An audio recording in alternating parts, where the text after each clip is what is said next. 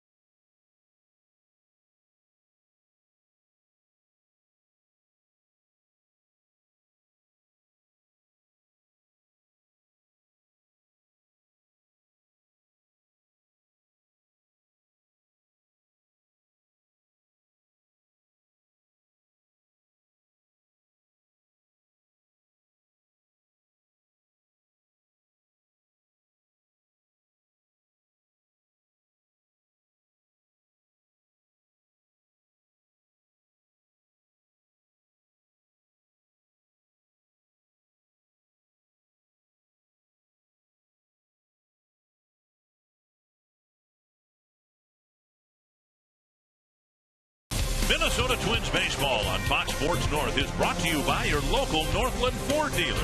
Visit your local Northland Ford dealer or go to northlandford.com. By Menards. Save big money on all your home improvement needs at Menards. And by Window Concepts of Minnesota. No matter how you slice it, the 2011 season for the Twins has been a disappointment, but tonight it comes to a close. And the Twins have a chance to do something they didn't do enough of this year, and that is win a series. Dick Bramer along with Hall of Famer for the season finale. As disappointing seasons go, though, we've had our share of highlights this year. We really have, Dick. You have to go back to Chicago earlier this year.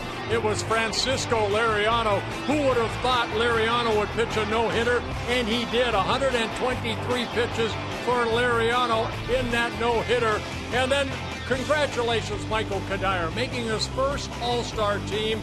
This is his 11th season as a Minnesota Twin, and he represented the Twins the right way. Joe Nathan passing Rick Aguilera for the all-time Twin save leader. Congratulations to Joe Mauer. And then we had the opportunity today to watch this guy hit. For a year and a half, Jim Thome wore a Twins uniform. He wore it with a lot of pride. We got a chance to see the Hall of Famer hit his 600th home run. Something only 7 other players have done in the history of the game. With a look towards 2012, who will be here, who might not be here? We'll hear from Michael Cuddyer when we come back.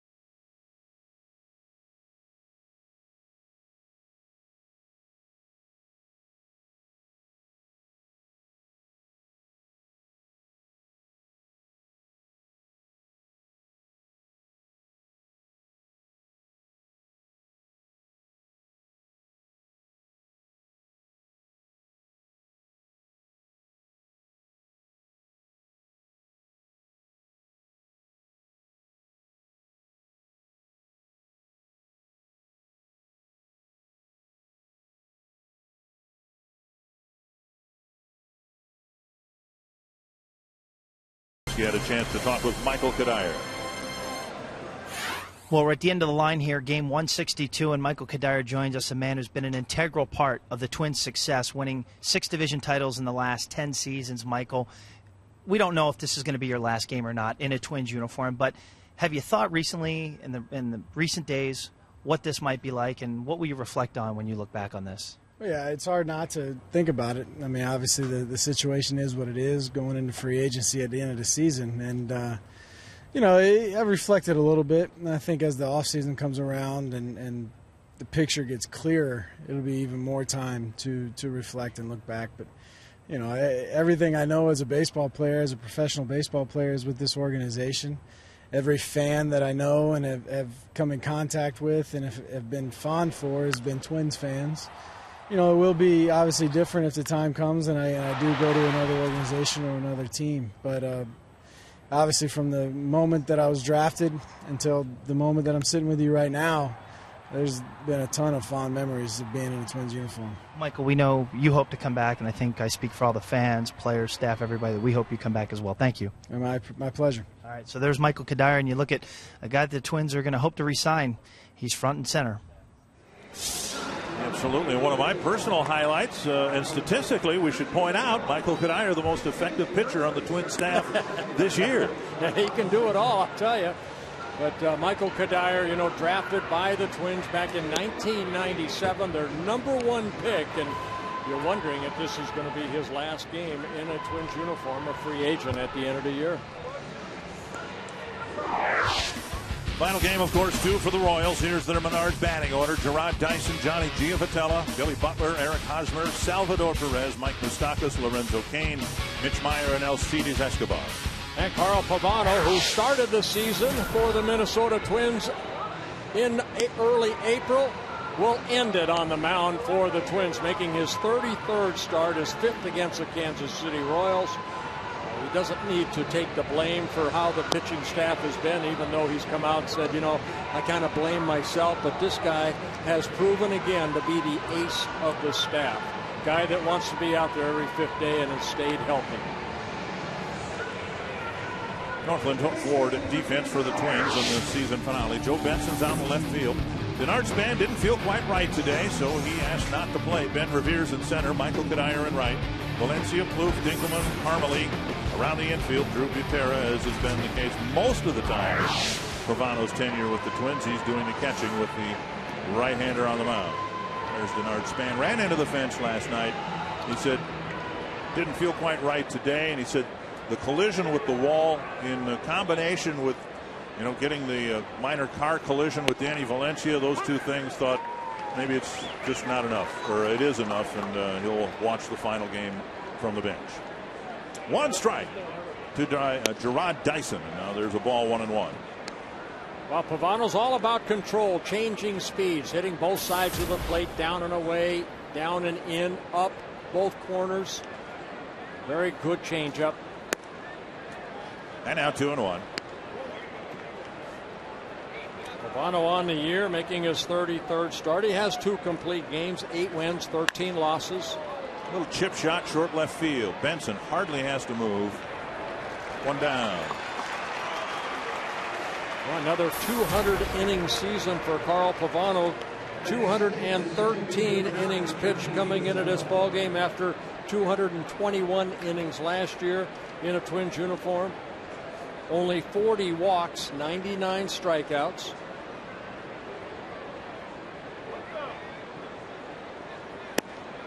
Strike on the outside corner to Johnny Giavotella.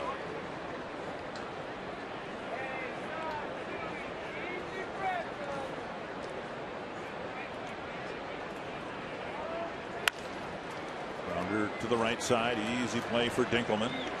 2 down. You know, regarding Pavano's assuming responsibility for the pitching staff's struggles this year, you'd rather have it that way than the other way. I mean, you want accountability, even if it's to the extreme where you're apologizing or taking responsibility for failures elsewhere. Well, you know what? I mean, Pavano, he goes out there, he averages almost 7 innings a start. You know, something that the Twins need going into next year. They need a guy to pitch 200 innings. They'd like to have 3 guys do that. Cuddyer chasing this one into the corner, and he's not going to get there. The one hops the fence. Butler goes to second. Cuddyer's throw, a strong one, but not in time. Butler just got in with, guess what? Another Kansas City double. Yeah, Butler with his 44th double of the year. 3 years ago, he had 51 doubles on the year. This guy's a good hitter, especially against Pavano. That's 21 hits and 46 at-bats now for Billy Butler against Carl Pavano. Got that left foot on the bag before the tag could be applied. Here's Eric Hosmer.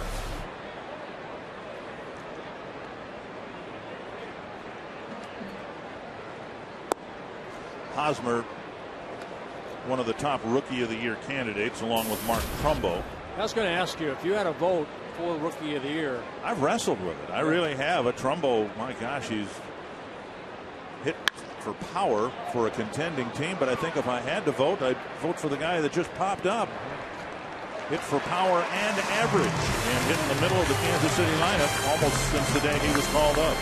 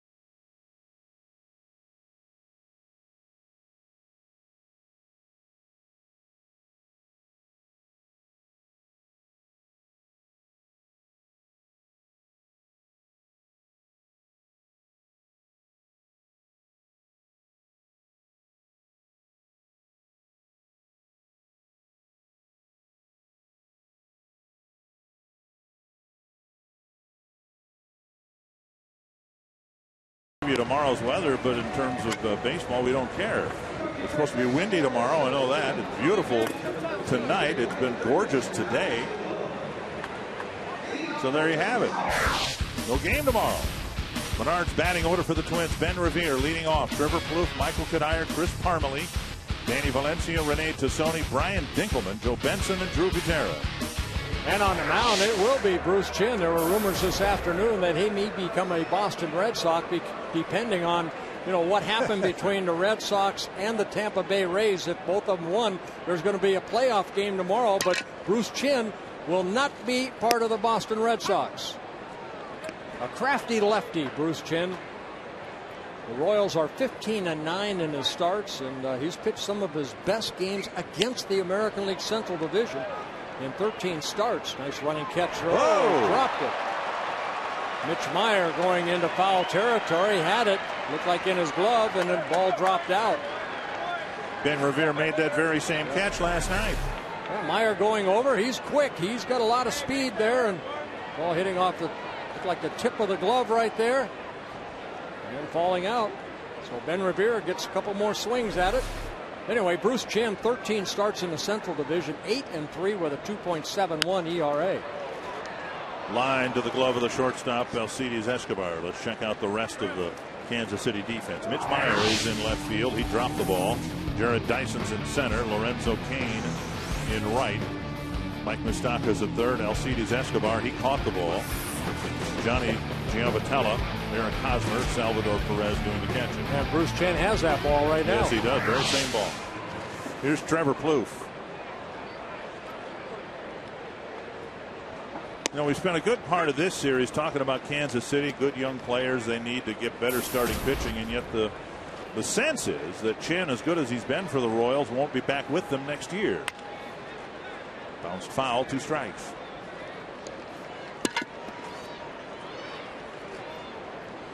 So you ask the question, well, where would they have been this year without him? He's got 12 wins. The team is well below 500. Sliced foul. Well, he's a guy that, you know, I mean, he did spend some time on a disabled list, making his 25th start. He does have 1 complete game, and that was a complete game loss. But, you know, he kept the team in the game. Popped up near first. Hosmer in front of Jerry White makes the catch out, number 2. Chin all about changing speeds, arm angles. The Royals are his 10th different major league team to pitch for. This is his 13th major league season. And the numbers, very good. ERA under 4 at 3.98. 48 walks in 147 innings pitched. Here's Michael Cuddyer.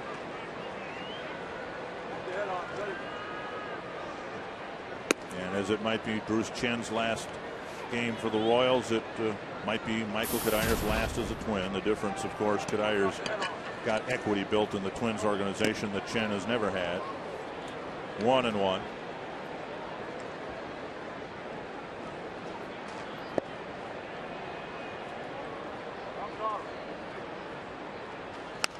And foul back 1-2. Last night in Chicago, Mark Burley came off the mound, and the thought was that might be the last time he pitches for the White Sox, and they gave him a standing ovation. And I wouldn't be the first person to draw comparisons in terms of pitching stuff between Mark Burley and Bruce Chen. Finesse left-hander. Sneaky fast, you know, he changes speeds, different arm angles. Burley works a little quicker. 1-2 again to Cuddyer. Pulled foul. It was kind of the Royals that gave Chin another opportunity to pitch at the major league level. He went through the Tommy John surgery. You kind of see the zipper right there on his left elbow area. Really, he missed a couple years. The Royals gave him a chance. Cuddyer went. Strike 3. Perez fires to first in a 1-2-3 first inning for Bruce Chen.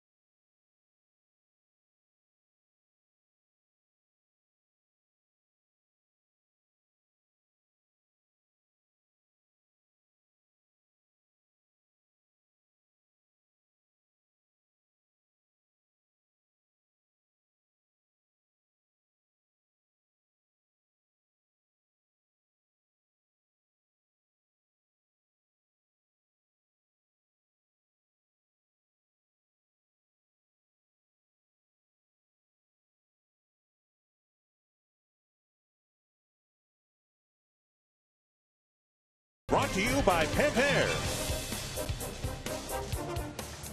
Top of the second inning, no score. Sanford Health finishing up its first year as a sponsor on Twins television. Boy, they picked the right year to sponsor Twins television. Joe Mauer played 82 games. Justin Morneau 69 games, and Jason Kubel couldn't play 100 games either. Yeah, need we say more on why the Twins, or where they're at, 62 and 99 in the standings. Salvador Perez takes outside, ball one. Those are your boppers right there. Those are the guys you expect to drive in runs. 19 home runs combined between those three. Chop foul, and it's 1-1.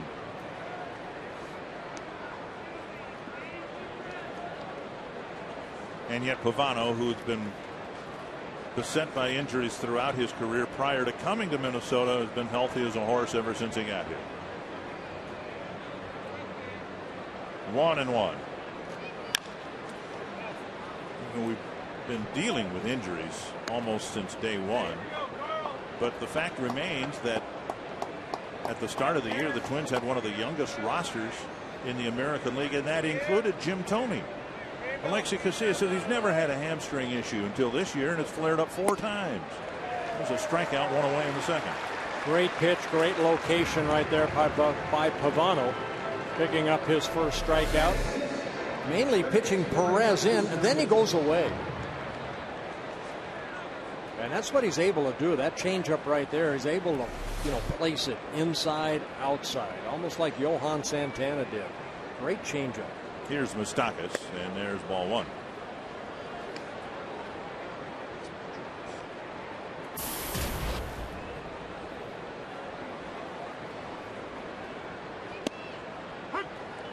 One and one. Twins baseball brought to you in Sony high definition. Last night's Twins win was brought to you in Sony high definition. Foul pop, and Valencia is tracking it and makes the catch. 2 away. Yeah, nice concentration. Nice catch by Danny Valencia going into foul territory. Ball had some hang time, so it allowed Danny to get over there.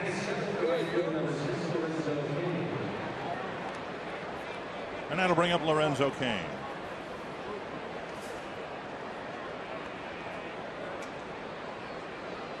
It just seems strange to be wrapping up a season with no thought of the postseason. We've been there 6 times in the last 9 years.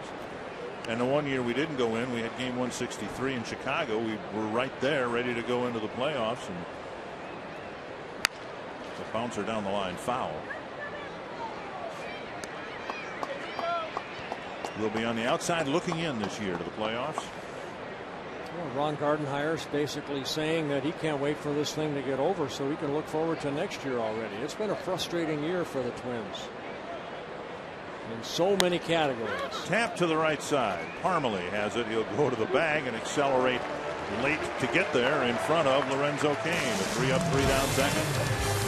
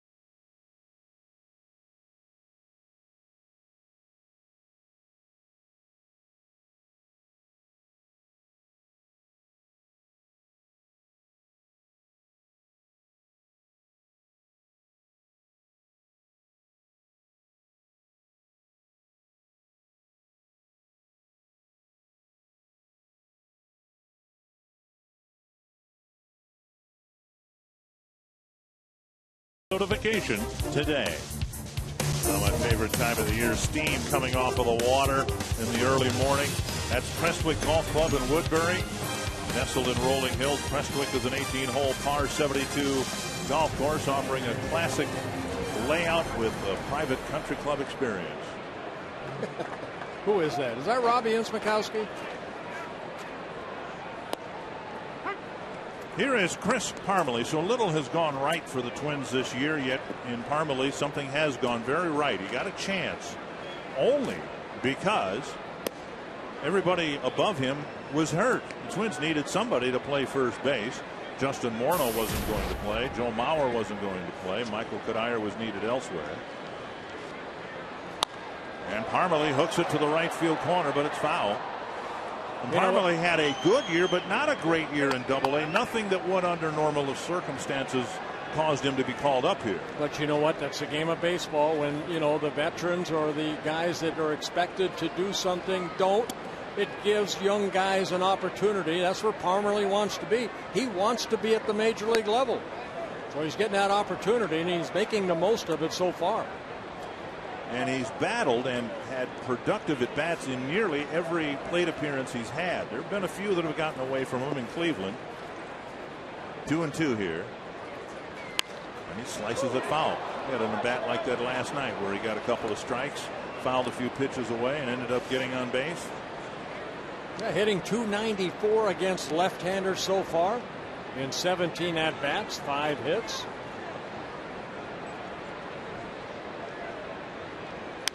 And another foul. You know, we've had 2 Double-A players be called up, Joe Benson and Chris Parmalee, and Benson has at times looked overmatched. Parmalee has not. And he takes ball 3. Trying to get aboard to start the second inning. Valencia will follow, and then Rene Tassone.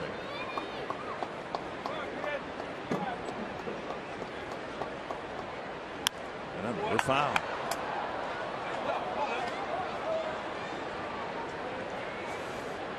Well, a lot of people scoreboard watching right now. The Boston Red Sox lead the Baltimore Orioles 3-2 in the top of the 5th inning, and the Yankees a 6-0 lead over the Rays. David Price in the Rays.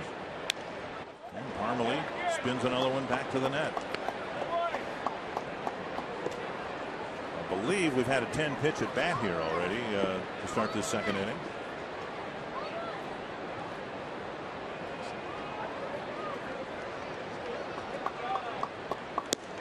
And that's a veteran-like plate appearance by Parmalee, and he draws a walk. In the American League, a lot of people focused on those 2 games, of course. Boston with the lead, New York leading Tampa Bay. And if those scores hold or something close to it, it'll be the Red Sox winning the wild card. Yeah, and the National League has a great race, too, between Atlanta and the St. Louis Cardinals. And both those wild card leaders are leading right now. Here is Danny Valencia, and he takes inside ball 1.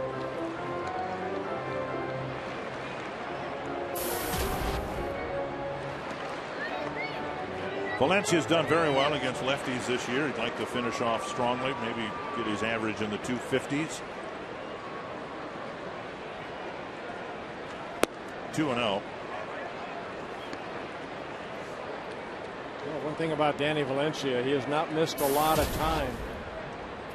Had a little bit of a flu and missed sometimes. There's the difference. You see Danny hitting .310 against lefties. See what he does with his 2-0 pitch from Bruce Chan. Oh, and they got the rookie picked off, but Hosmer can't hang on to the ball.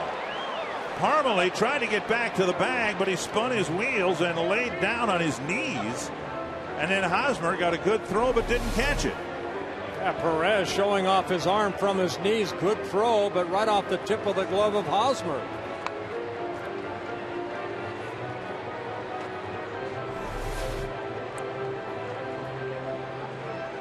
So 3-0 now to Valencia. And game 162, why not give him the green light? And he squirts it to the right side. Out there, and Hosmer catches. No, he does not. He had his foot off the bag. He caught the ball. but wasn't in contact with the base, so Valencia reaches on a fielder's choice. Well, that's not the result you want when you're green lighted. No, 3-0. Looked like it got jammed right here. Hosmer throwing to the shortstop Escobar, the relay throw. Hosmer had a little trouble finding that bag. He kind of straddled it right here. Where is it? Where is it? You see him get the low throw, but doesn't have any feet on the bag. So Danny Valencia safe at first. Here's to Sony.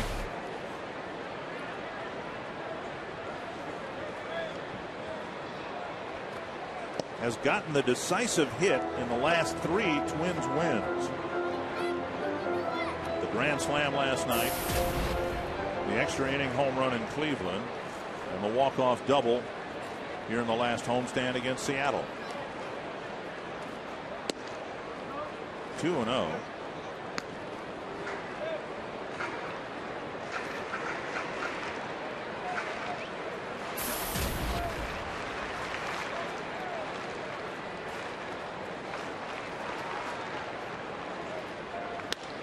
To center, and Dyson in a couple of steps for out number 2. Bring up Brian Dinkelman, part of our Fox Sports Supports Charitable Initiative. We've been wearing pins during the 2011 season on Fox Sports North. We support Stand Up to Cancer, and it's worked to fund groundbreaking research that helps accelerate treatment to patients. For more information, visit standuptocancer.org/Fox Sports. Here's Brian Dinkelman.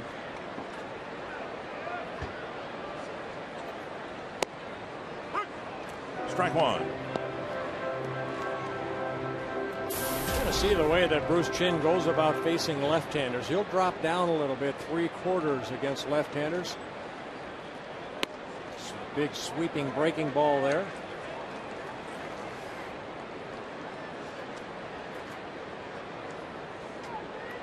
If you'll let him, he's one of those guys that will pitch all night long and not throw his fastball over the plate. Took a little off that pitch right there at 85. A lot like Pavano. You know, Pavano will hit his spots with the fastball as Bruce Chinn will. These two guys matched up in the last time that the Twins saw the Royals in Kansas City.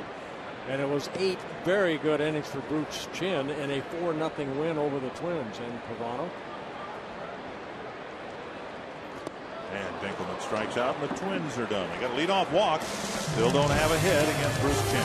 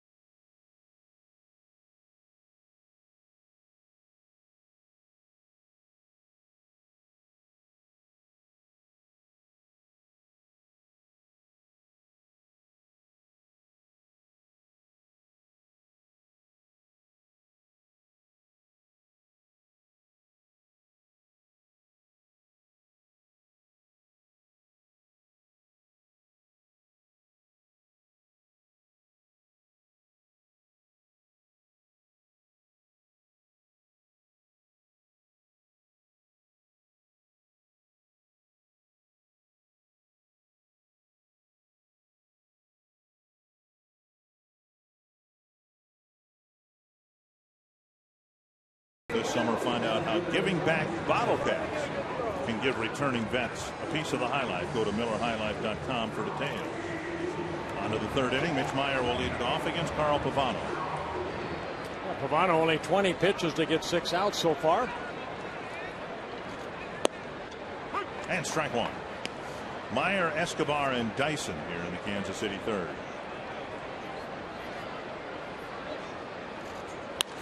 Holt to right. And Cuddyer charges in to make the catch, 1 away. Educators, there's something new for you at Target Field. You can bring your class to Target Field for Learning Through Baseball. It's a new and exciting program designed to help kids grow in their learning of math, science, art, and more. Visit twinsbaseball.com. Call 612-659-3877 for more information. I think the kids would much rather spend a day or part of it here at Target Field than in the classroom. If they can learn here, bring them to the ballpark. 1 strike to Alcides Escobar.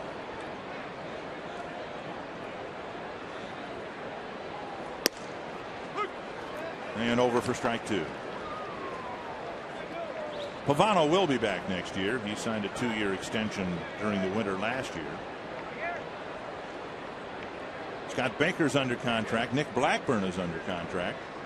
Although Blackburn's going to have surgery next week in the hopes of trying to get that nerve unimpinged and on that forearm. Yeah. He said the recovery time, I happened to walk out with him last night, the recovery time 6 to 8 weeks. He'll be able to get onto his regular throwing program after the surgery. In other words, there won't be any setback for him. He'll be able to build himself up and be ready to go at the start of spring training. At least that's the hope. Yeah, you hope so. 2 strikes to Escobar. Francisco Liriano is not under contract next year. Neither is Brian Dunsing. Chopper left side. Valencia cuts it off. Fires across, 2 down.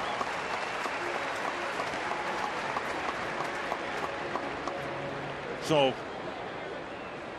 if they return to health, 3/5 of the starting rotation will be Blackburn, Baker, and Pavano. We've seen Baker pitch some out of the bullpen here in September. Dyson bunts it in the air. Somebody needs to get to first in a hurry. Not in time. Dyson got there before Dinkelman. A bunt single with 2 away. Well, we talked about something that the Twins need to work on, and that's bunting. And a good example right here. Here's Dyson, who is just like Ben Revere, very quick, just taking the ball with him, and you see no chance. No chance for Dinkelman to get from second base and then cover the bag. He got over there as quick as he could, and Dyson just beat it out. Yeah, that's another one of those 2-out bunts you have said you don't like. Well, right now, I mean, a nothing ball game. Okay, it's 2 outs, but Dyson's going to steal a base. He's 11 for 11 in stolen base attempts, and with Pavano on the mound, he gets a pretty good shot that he's going to take off. If the idea in not bunting is to somehow get to second base, but you can bunt and steal second and get there anyway, the end result is the same. Well, see, it's part of their game, okay?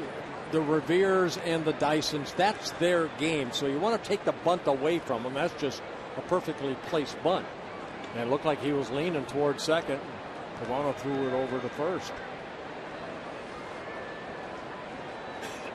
Base runners on the years against Pavano. 27 attempts, 23 successful stolen bases against Pavano.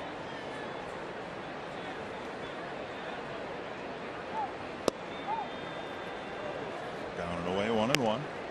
Pretty good pitch right there. Not called a strike. Jeff Kellogg, the crew chief, behind the plate.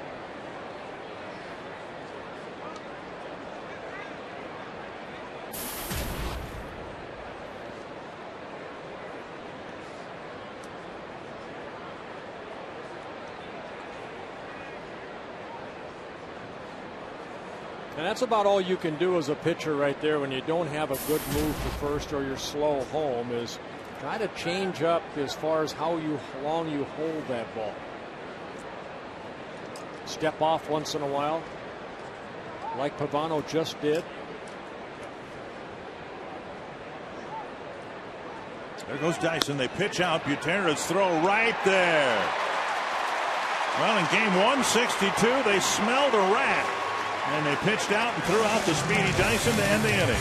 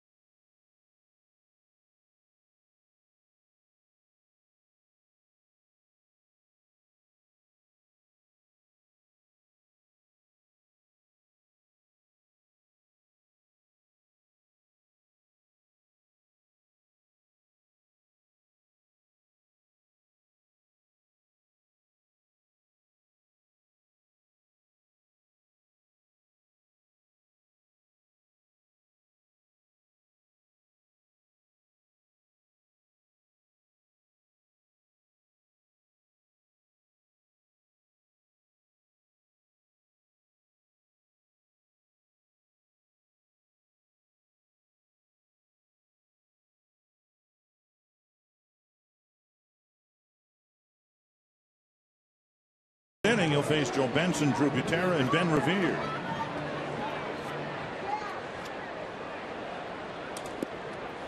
Bruce Chen has thrown 34 pitches, 23 strikes, a walk with a couple strikeouts.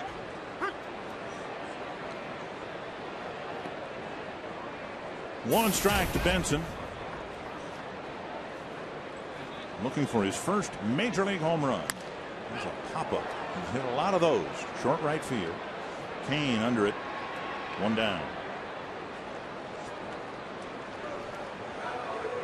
Up in the booth, we don't have the camera because we're keeping an eye on John Gordon. Something we should have done a long time ago. We have Eva up here celebrating her 94th birthday from Valley City, North Dakota. And you're pulling out your North Dakota. Well, I know where Valley City is, but it's just a little bit west of Oriska, right? Yeah. Everybody knows where Oriska is. Just straight south of Pillsbury, but you can't get there from here. The Doughboy?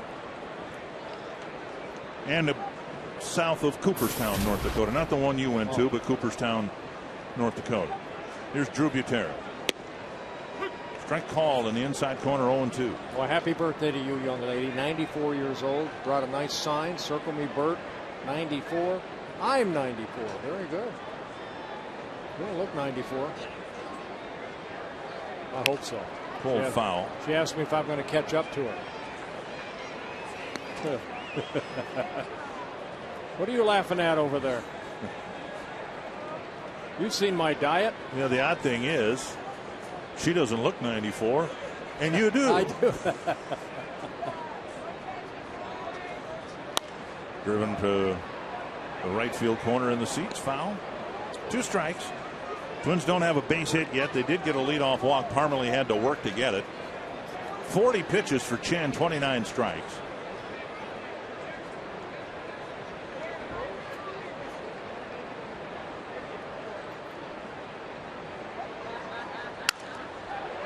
There's the first Twins hit, and Butera gets it. Won't need that bat tomorrow anyway. A 1-out single here in the third. If you want to be a Twins season ticket holder, the only way to do so is to become a member of the Twins On Deck Circle. 3,000 members strong and growing. You can sign up today to take advantage of exclusive benefits and future season ticket opportunities. To join or for more info, call 833-TWINS or visit www.twinsbaseball.com today. Here's Ben Revere, line to the shortstop Escobar in the first inning. Down and away, ball 1.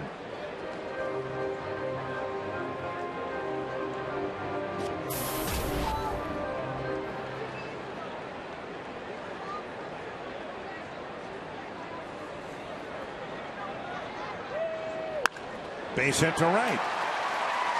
Butera to second. He'll hold up there. A sharp single for Revere, and that's one of the things that's been positive too about this otherwise terrible month of September. Ben Revere has picked up the pace of getting hits. Yeah, you see where that pitch is right there, about a letter high, and Ben Revere usually hits that ball back up the middle. This time he pulls the ball between first and second into right field. Good piece of hitting. The ball left up. Revere getting good wood on it. Yeah, he's got to go into the winter feeling very good. That, you know, he comes into spring training.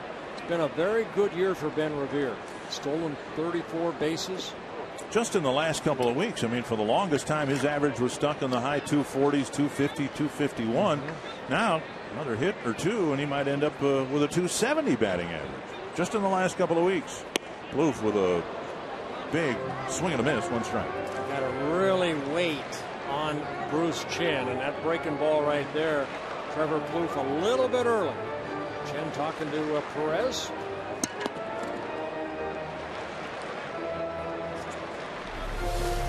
Take a look at this slow breaking ball. Bruce Chen making his 169th major league start. 60 wins, 58 losses. A little pop-up short center field. Might land on the triangle out there. Nope, caught by Dyson. And it's the second out. That'll bring up Cuddyer. Sometimes against Carl Pavano or Bruce Chen, you end up jamming yourself, and that's what Trevor Plouffe looked like he did right there. No, and then Valencia too, after the leadoff walk by Parmalee, same thing, right? Yeah, even Drew Butero's base hit, he kind of just fought it off into short center field. Here's Cuddyer, 2 on, 2 out. It was 10, 11 years ago, I suppose. I was on the winter caravan with Michael Cuddyer. I don't remember where we went, but even back then he was such a polished speaker and such a good guy to everybody. I remember thinking to myself, I sure hope this guy can play, because he'd be a credit to the Twins organization if he could just play. Well, boy, has he played. Yes, he has. And he has been a credit to the Twins organization. Pulled to third, backhanded by Moustakas, force out at second, and the inning ends. A couple of hits for the Twins. They leave 2 aboard. Still no scores. We go to the 4th.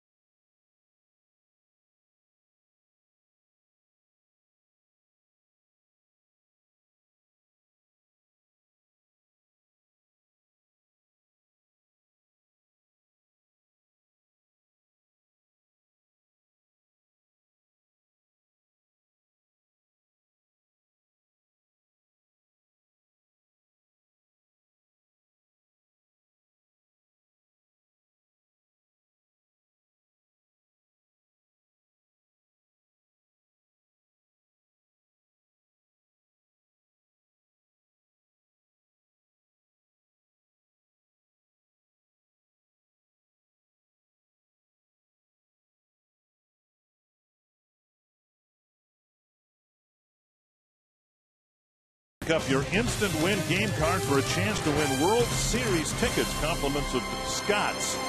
Warning though that these tickets may be redeemed in Detroit.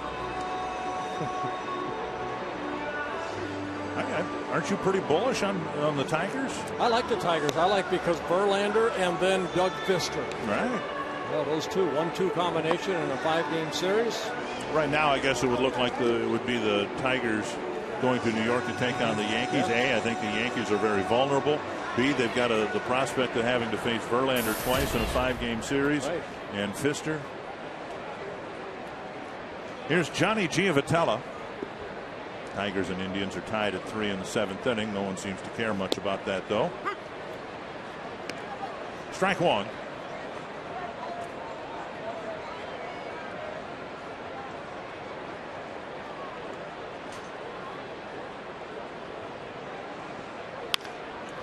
Dribble to third. Valencia scoops it up. 1 away.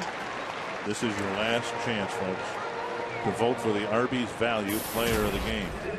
Text the word value. By now, you must know how to spell it. It's V-A-L-U-E, followed by a space. Not wait till the last day to tell people how to spell it. Me. And the player's name to short code 234234. One gone in the 4th. Billy Butler with a double into the right field corner. His first time up. Ball 1.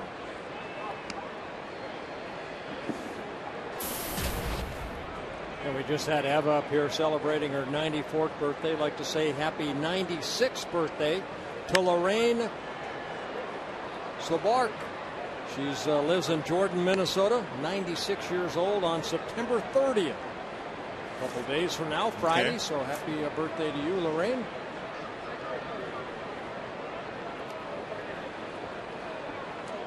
One and one to Butler.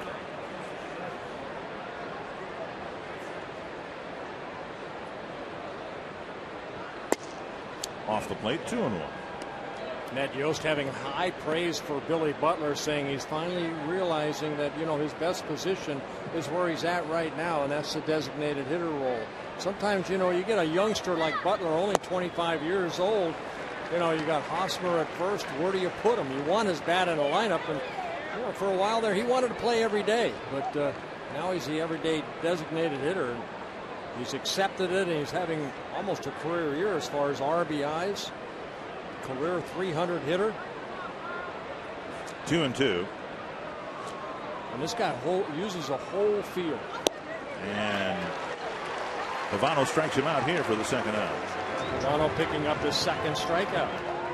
One final time, our AT&T trivia question.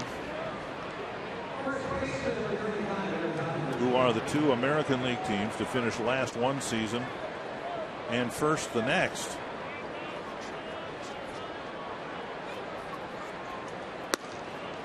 What was that slogan for the 91 season?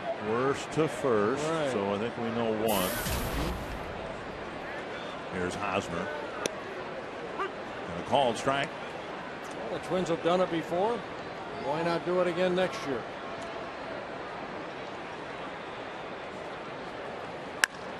Fly to left. Playable for Benson. And a 1-2-3 fourth.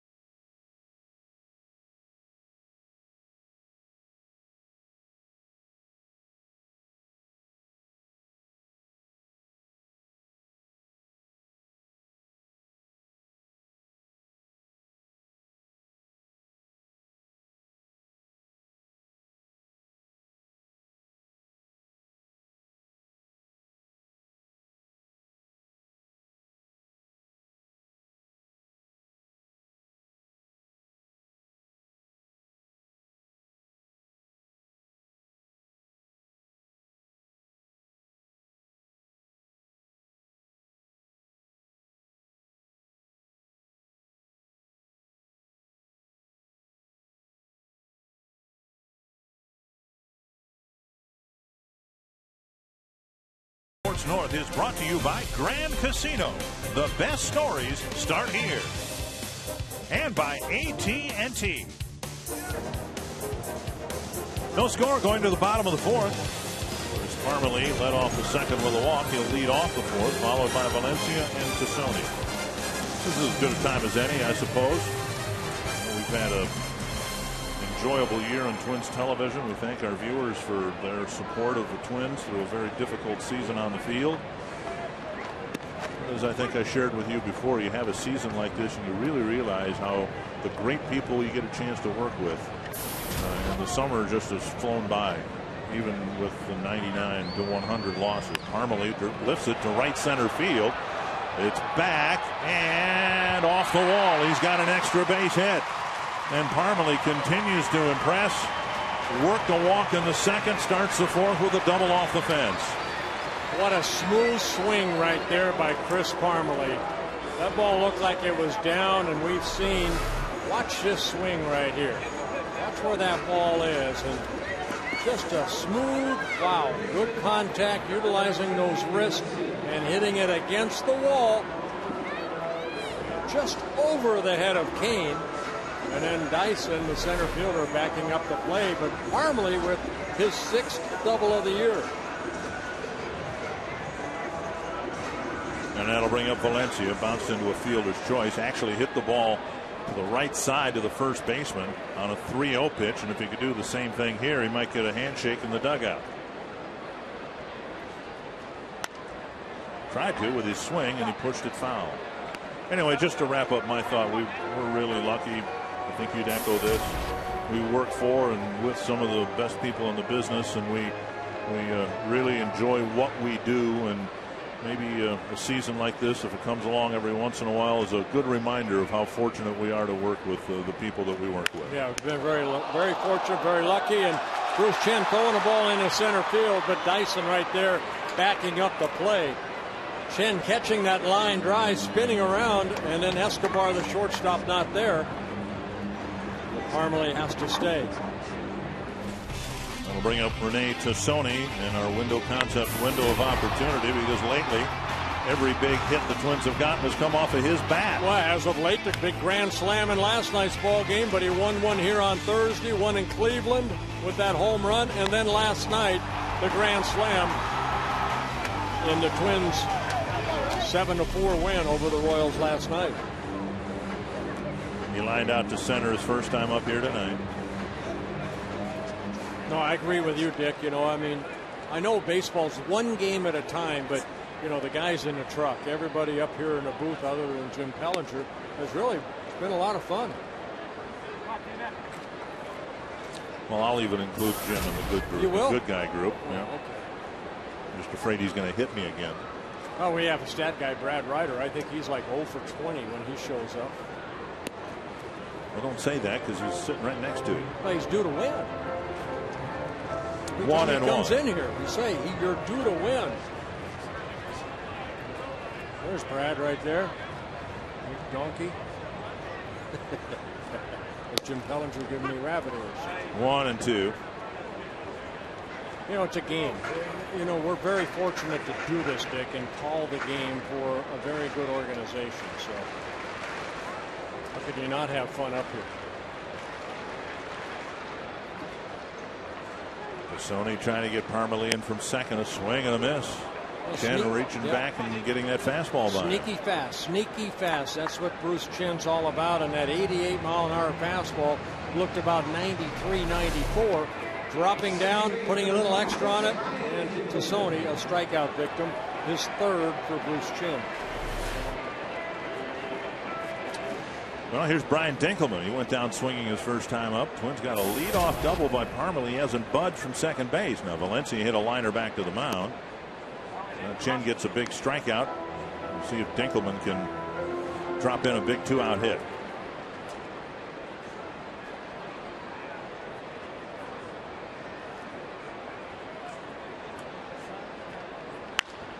Lifted down the line, and Meyer crosses the line. This time he catches it. Almost the same spot where he dropped the ball in the first inning. On to the fifth, no score. When we come back, John Gordon's going to come over to the TV booth for us.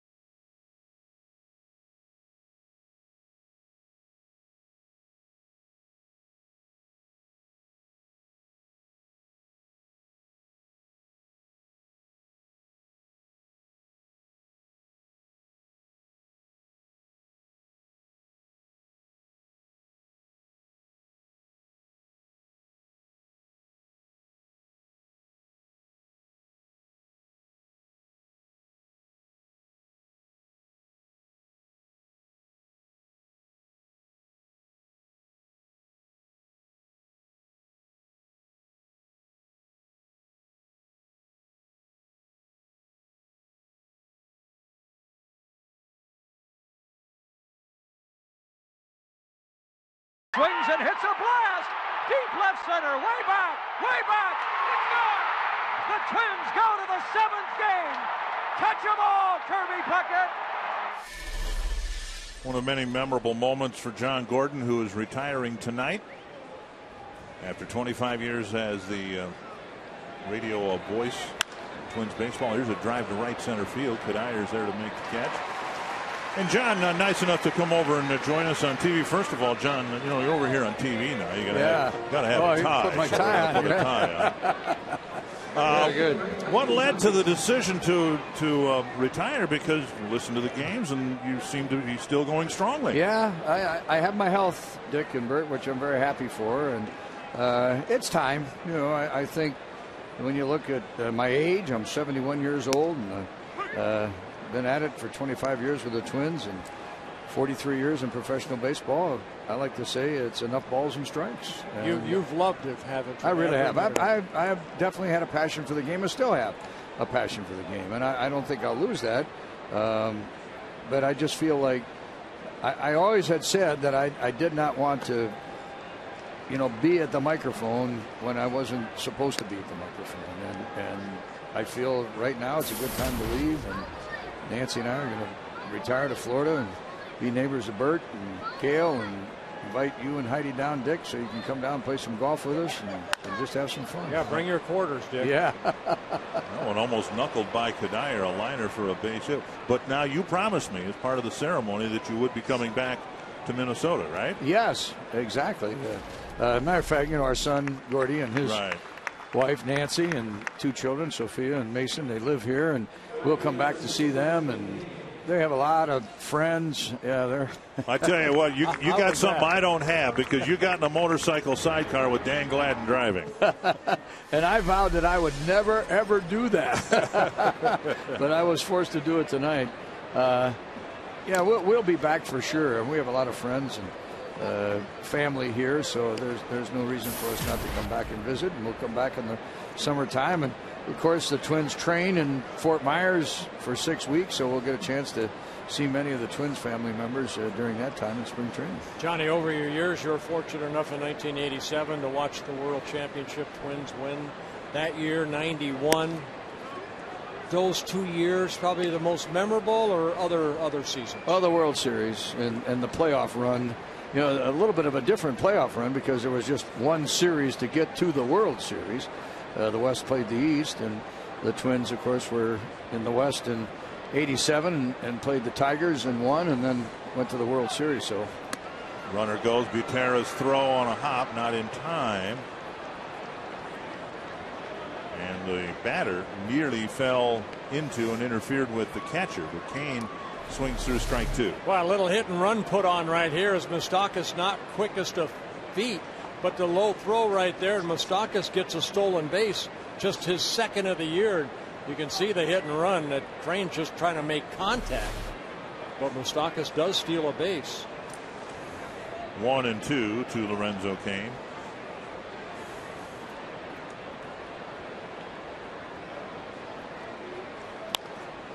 That's poked foul. You know, John, one thing I'm sure you were made aware of shortly after you came here in 1987.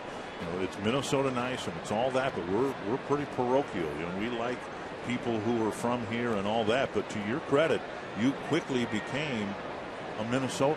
And then not some people have come to this market broadcasting in other businesses, and they haven't been able to do that.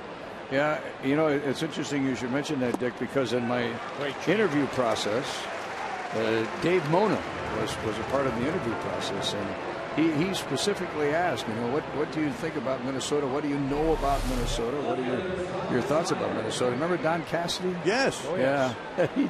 I'll never forget. I was here. I was hired just after Christmas in '86, and started on a winter tour January 1st, 1987. We went out New Year's Day, and we pick flew off to second. They got him. Oh boy. So Butera picks off Moustakas at second base. John, you got to get back to radio. Yeah. It sounded like an interesting story. We'll have to discuss it. He always told me, don't ever mention Twins. Minneapolis, if you don't mention St. Paul, it's the Twin Cities. There you go. Good advice for all of us. Thank you, John. Congratulations. Thanks, guys.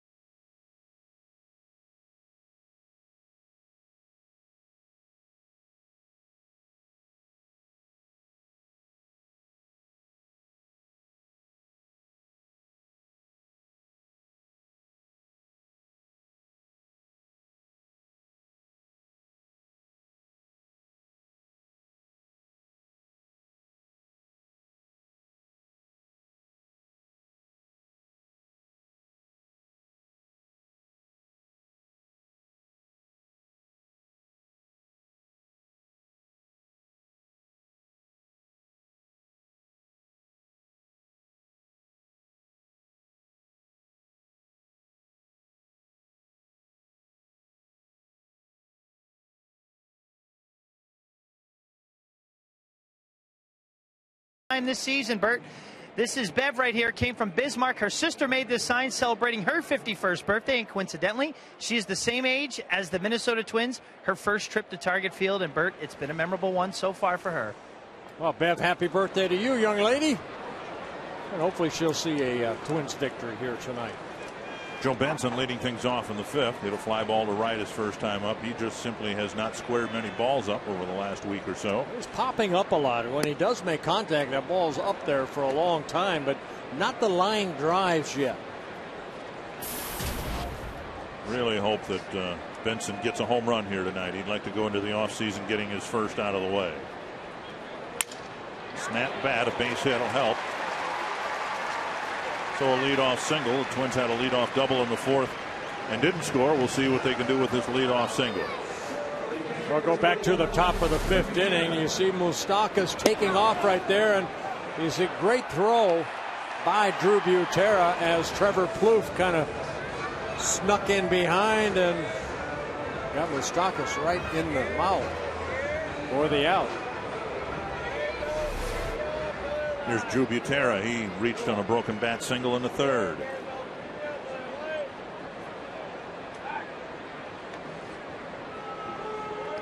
Benson with a couple stolen bases. He's also been caught a couple times.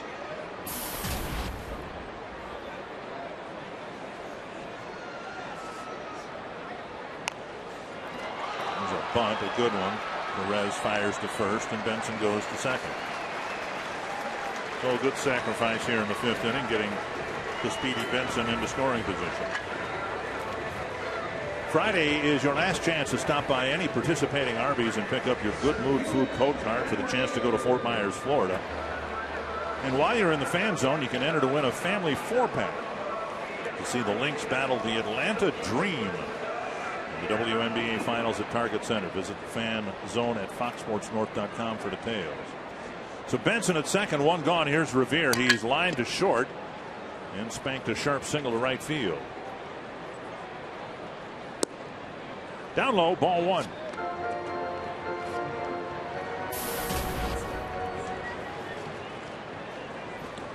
Revere's average up a point to 268. And now 2-0. Sometimes players who have been in the minor leagues and they don't play much in September or at all because the season is a month shorter. You wonder physically and otherwise whether they have the ability to play that extra month. And what we've seen from Revere is just that. When it's all said and done, September might be Revere's best month. Yeah, I mean, you know what? Ben Revere, if you know Ben Revere, you're around Ben Revere, he's got a lot of energy, you know, and when you watch Ben Revere just go about his business, it doesn't matter if the season were 2 more months. He's going to be the same energetic type individual. Fouled over the tarp, 2-2. Of course, your swing might get a little slower because of the more at-bats, but so far in the month of September, hitting over 300, driving in some runs, and some extra base hits. When your game is energy-centered, it's nice when you have enough energy to play out to the end of September. That's a pretty good sign should we get there to October again. 2-2. Ooh, and he took the ball, 3rd strike. Yeah, great pitch right there, great location. And again, Bruce Chin dropping down and clipping that corner down and away, picking up his 4th strikeout. Definitely a pitcher's pitch right here. See him drop down, and Perez holding it. See that it has the height. So here's Plouffe. And the Twins again in need of a 2-out hit.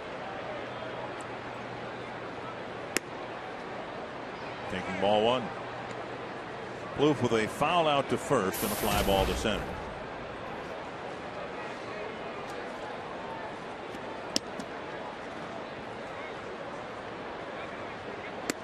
Two and 0.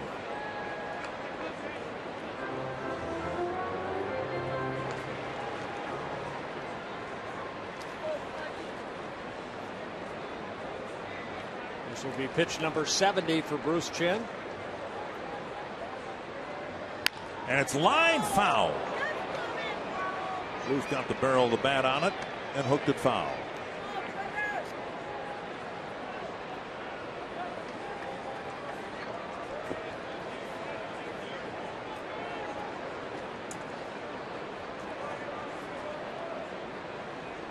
Two and one to the Twins shortstop. Toward the hole. Picked up by Escobar. Good play. Got Bluth by a step. And the Twins lead Benson at second base.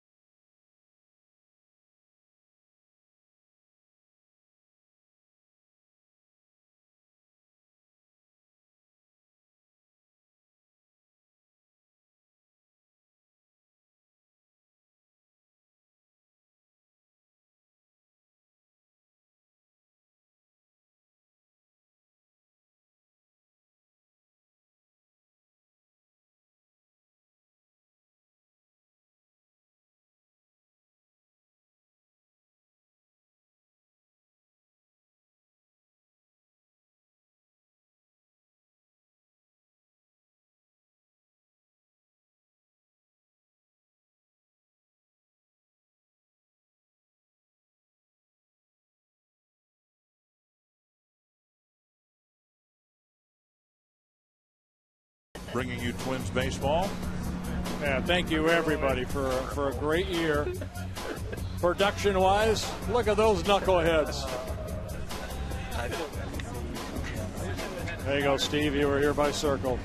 I'm sure I'm clearing it. There you go. Well, we go to the sixth inning. The Twins have a new second baseman. It's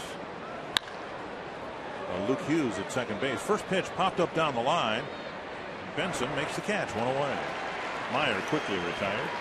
Yeah, Pavano starting his sixth inning. This is only 53 pitches for Carl Pavano. He hasn't thrown more than 11 pitches in one inning. 10-10, 11-10, 11. No 3-ball count for Pavano. 3 strikeouts in a ball game.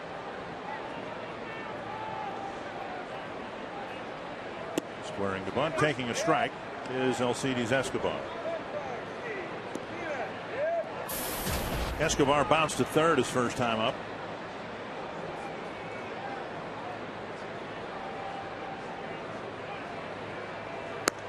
High, 1-1. Red Sox leading the Orioles, the Yankees leading the Rays.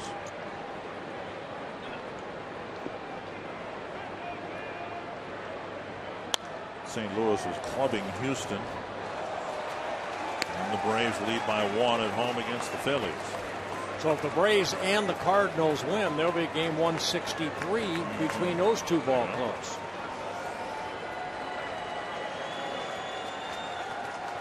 One and 2 to the number 9 batter. Foul tip. Butera can't hang on.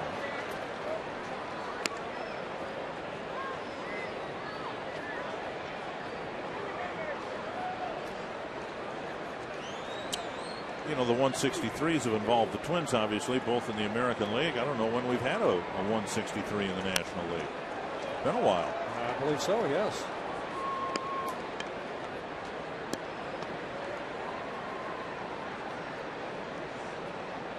Because the wild card winner can't play the champion of its own division. There's a ball hit to center. Hustling in is Revere, and a diving catch in center field. That ball got out of the infield and just died, and Revere caught up with it. Well, it looked like as Luke Hughes had the only chance to get this ball. Escobar fisting this ball into center field, and here comes Ben Revere. All out stretch, all out dive, and making a great catch. See the way that he kind of put his glove down, like, you know, he's just going to roll that glove, and the ball ends up falling in rather than trying to, you know, side swipe the ball or anything. Had that glove ready to catch it right off the turf. Over Pavano, charged by Hughes. He can't barehand it, and Dyson will reach on an infield hit. It gives you some idea of how impactful Revere has been in the infield. That would not make, as good as it was, that would not make his personal top 5. Look how the glove was right there. He had it open. He's ready for that ball just to fall in. And he keeps sliding. Very nice catch by Ben Revere. And with Dyson getting the infield base hit, Luke Hughes had one play on the speedster right there. That's try to barehand it and flip it over to Parmalee. No chance. So Dyson gets his second hit and the fourth hit for the Royals. Pavano hits the glove. Strike 1 to Giavotella. You would expect Dyson to take off here. Twins pitched out in the 3rd inning with Giavotella at the plate and threw him out. Butera with a strong throw. 1-1.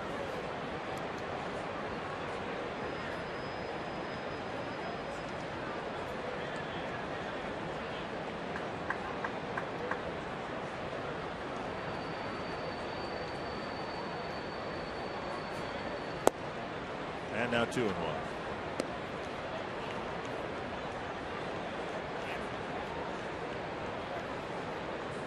This is a pretty good count right now if Dyson wants to take off on a 2-1 pitch.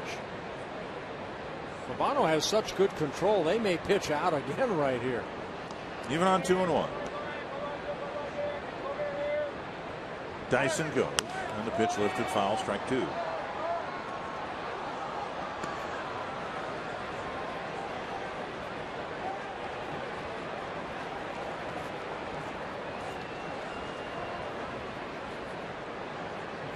They've got rain in Baltimore, delaying the game between the Red Sox and the Orioles.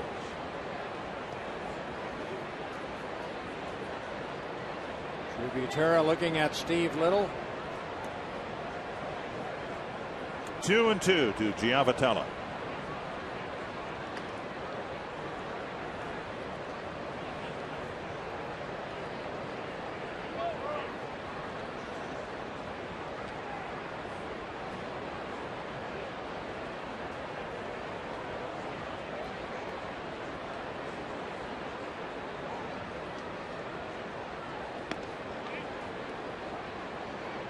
Any difference to you when you throw over whether you had a right-handed or a left-handed first baseman?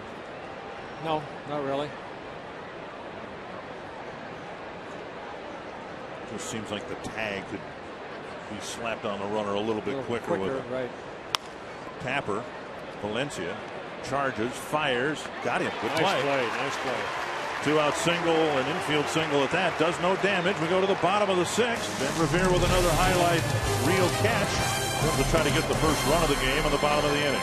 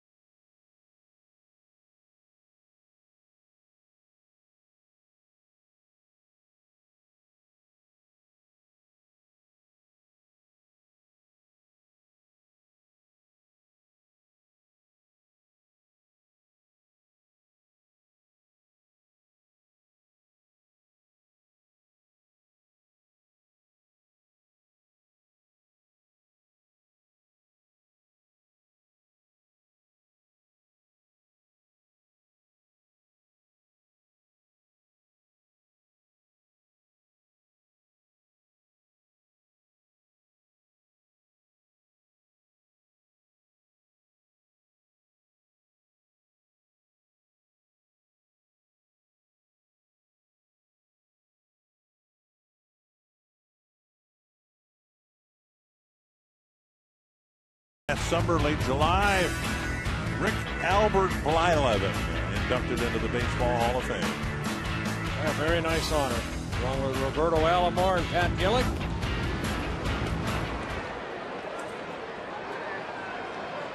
Michael Cuddyer to lead off the Twins, 6th inning. Swing and a miss. Well, the last National League tiebreaker game, by the way, was just 4 years ago. Remember that great San Diego, Colorado game? 9-8. A play at the plate that ended up sending the Rockies into the playoffs. 1-1. Hit straight up into the air. Shortstop calls for it, makes the play, 1 down. Tonight's Car Soup email question comes from Gloria Anderson, beautiful Cambridge, Minnesota, wondering what was our most memorable moment of the season. Individually, not what you and I might have done together that would make the season memorable, nothing like that. Well, I think you're watching Jim Thome get 600 home runs. That was very exciting. You know, again, how about yourself? Yeah, I was looking forward to it all winter long, and that was really something to be there and to see it. And the only regret, of course, I had is that 40,000 Minnesotans couldn't see it happen here. 1-1 to Parmalee, but we had a no-hitter. Now, see, I was not on that trip. Oh, that's right. You weren't there, were you? No, Ron Coomer was there. I guess, and this is going to sound a little strange because it was such a sad occasion, but Harmon Killebrew passing, as sad as it was, I was very, very happy that we were there. As you know, what are the chances that we would be in Arizona at a time when Harmon's funeral was, and that was very meaningful to me to actually be there for the funeral itself. It's kind of like he timed it that way, didn't he? Swing and a miss, 3-2.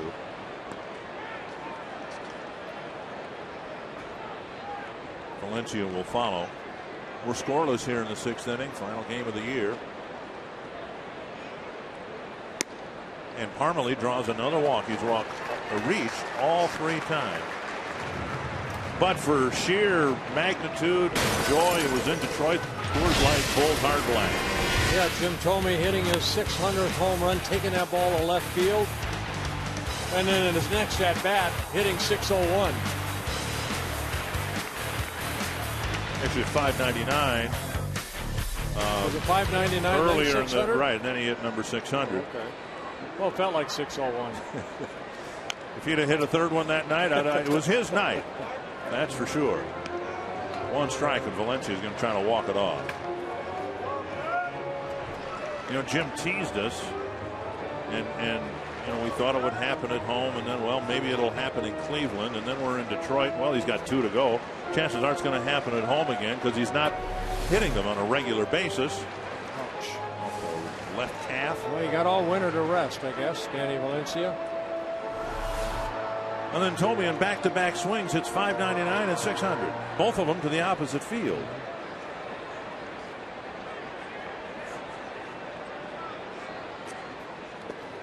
Now Valencia is 0 for 2 against Chen tonight, but he's had pretty good numbers against him. He's now 8 for 16 in his career against Bruce Chen, even after going 0 for 2 today.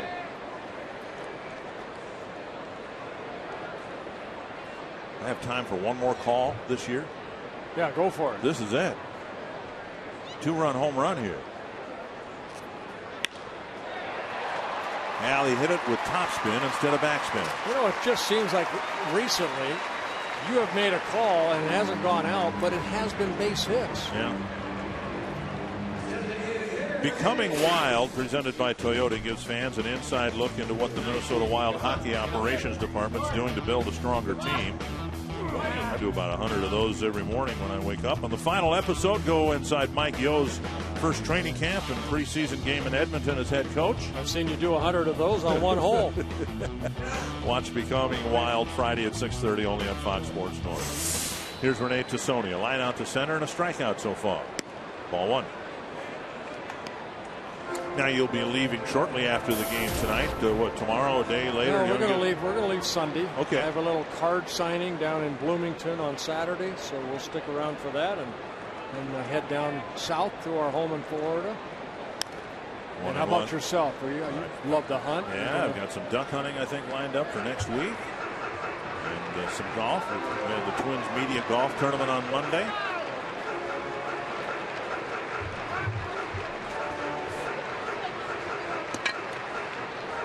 It's a beautiful time to play golf up here, isn't it?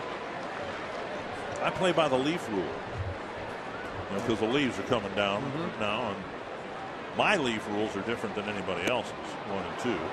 So even though you may hit it to the left, far, say left. There are a lot of leaves over there. You roll it out in the middle of the fairway. No strokes, no nothing. See, there it is.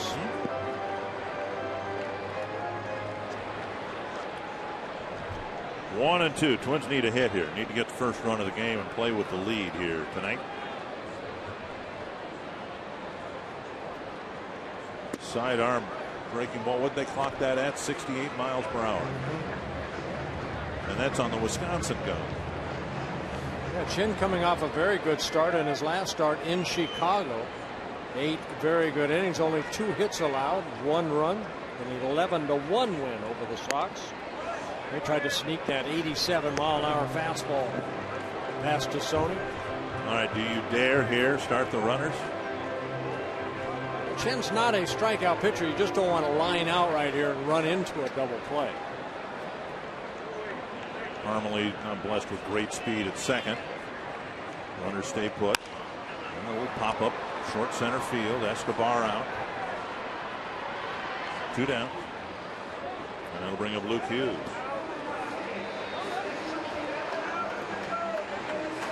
Dinkelman started, was taken out after 2 at bats. Haven't heard whether there was a physical issue or whether Ron Gardenhire just wanted to cut the game in half with his 2 second basemen.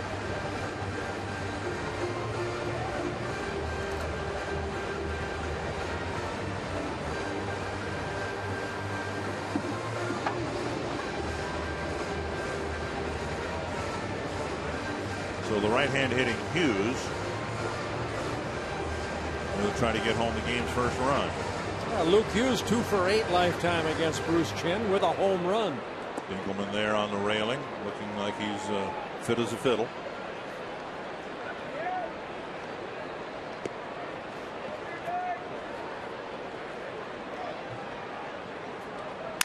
Snap bat and a liner to third ends the inning. Twins get a walk and a single, leave 2 aboard onto the 7th in a scoreless game.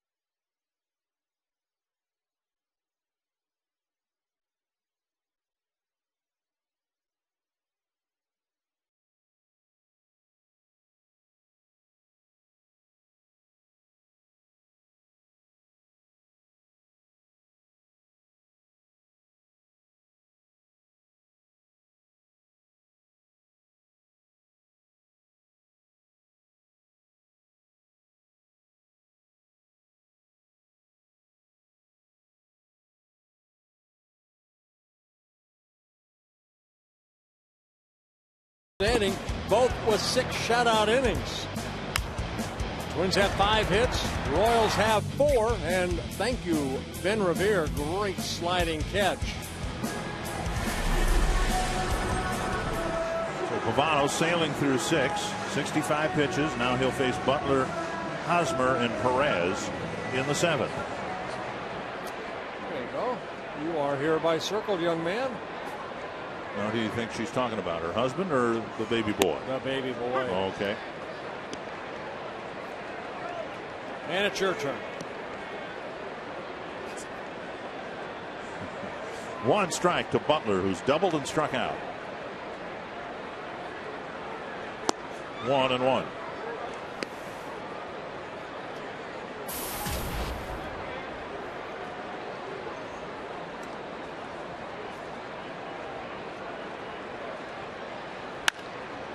Bounce to the right side. Hughes gobbles it up. Butler retired, one away. The AT&T trivia question involved American League teams going from worst to first. The Twins were one of them. So Cleveland Indians, Tampa Bay Rays. Well, the Rays are losing 7-0 to the Yankees, and the Red Sox have a 3-2 lead in a rain delay now, I believe, in the 7th inning in Baltimore. Swing and a miss. If the Rays get all the way to the last day and don't get into the playoffs, that'll be a crying shame.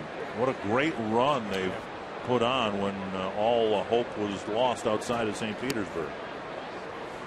But they kept playing hard. You know what's sad, Dick, is I saw the attendance the last couple games with the Yankees in and what it meant. And I believe that both games they drew less than 20,000 fans. That was the running joke in the conversation I had earlier today. If Tampa Bay and the Red Sox both lose, and they have game 163 tomorrow in St. Petersburg, that's a foul ball, would the game sell out? And we remember what it was like here a couple of years ago, game 163. Again, they've got a rain delay in the 7th inning in Baltimore with the Red Sox leading. And you know, the demand for tickets was so high for that game 163. And here in St. Petersburg, so much on the line, and the fans aren't showing up. 2-2 to Hosmer. To left field, hanging in the air for Benson. 2 down. CenturyLink high-speed pitch. I bet you Pavano's got more on his fastball than Bruce Chen. Yeah, he's Pavano about 91, and Bruce Chen at 89. Remember, he struck out to Sony back in the 4th inning. It looked like about a 95-mile-an-hour fastball because of all the off-speed pitches that both these guys throw. Oh, what a catch by Luke Hughes. A rocket. And Hughes speared it for the 3rd out. Time for the 7th inning stretch, brought to you by Medica.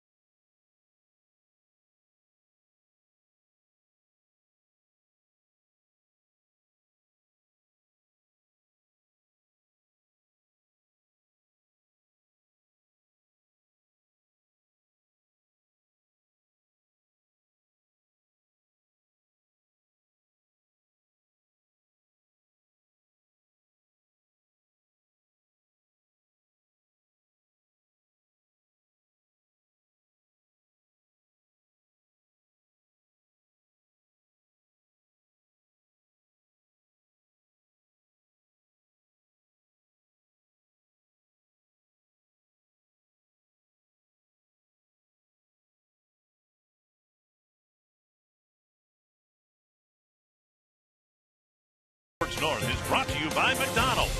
Quench your thirst. Get any size soft drink or sweet tea for just $1. And by CenturyLink. Quest is now CenturyLink. Visit CenturyLink.com to learn more. No score, bottom of the 7th inning. Pepsi Max in-game box score. Of course, Parmalee's had a good game with a double and a pair of walks. Yeah, Ben Revere with a single, Danny Valencia with a single, and then the lower part of the lineup with a couple singles, Joe Benson and Drew Butera. Not much offense for either side. Royals with 4 hits, Twins with 5. And for the bottom of the 7th, we're going to bring you the radio call from the voice of the Twins, John Gordon.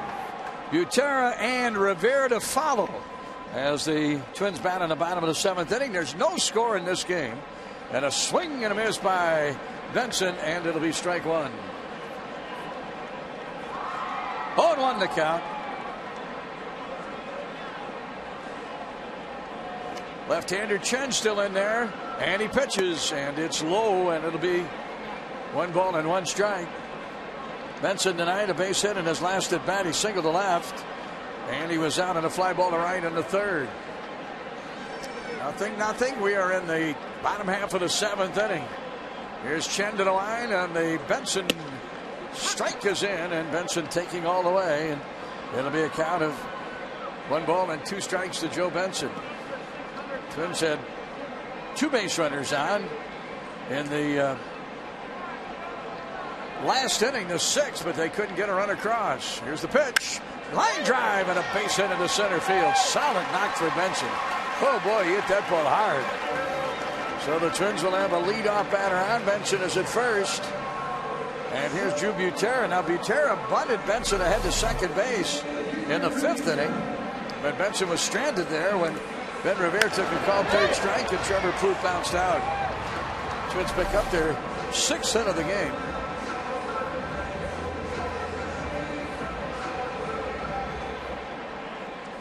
The Royals have 4 hits. And now the batter Butera. Let's see if Drew's bunting again. Here's the set. He squares and bunts right out in front of home plate. Nice play by Chen. Throw to first to Hosmer covering. Sacrifice will move Benson on to second base. And now Ben Revere will bat. And Ben with an opportunity to see if he can get that run across. Twins went 0 for 3 in the 4th inning with runners in scoring position. And they were 0 for 2 in the 5th inning. Last inning, another 0 for 2. So they are right now 0 for 8 with runners in scoring position in tonight's game. Top of the 9th, Philadelphia batting. And they have the bases loaded with 1 out. Oh boy, the Braves are really making a great series out of it. Here's a ground ball to second off the bat of Ben Revere. Benson to 3rd. Ben is out, and they're 2 away. So the Twins now 90 feet away from the lead. And a rain delay at Baltimore, the Red Sox and the Orioles. No. Yeah. 3-2, Boston is leading. Tigers are winning again, 5-4.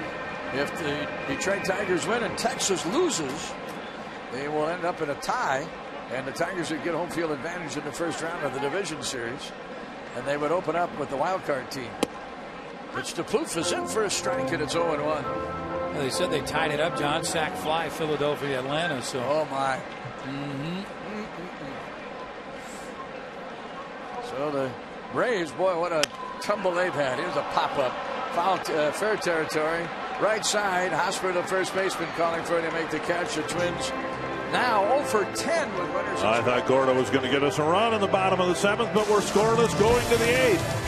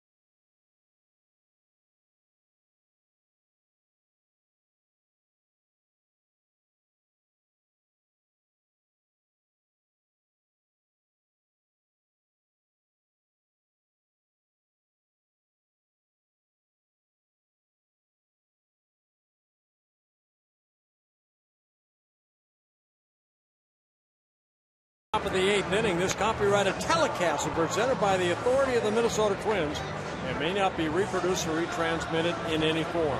And the accounts and descriptions of this game may not be disseminated without the express written consent of the Minnesota Twins, LLC. Twins are gaining on him. They got a runner to third base. Couldn't get him in.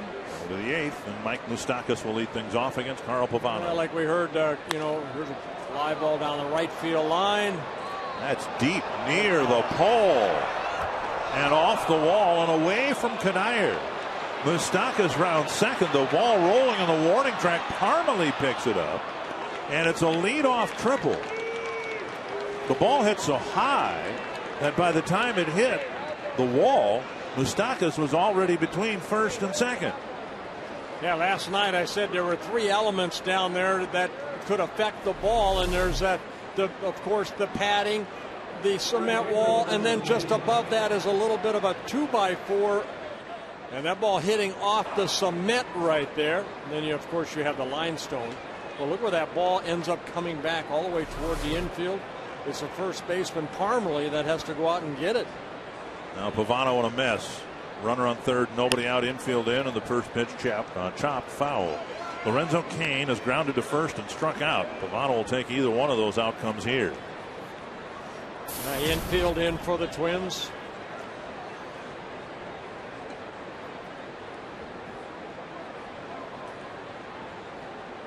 Inside, 1-1.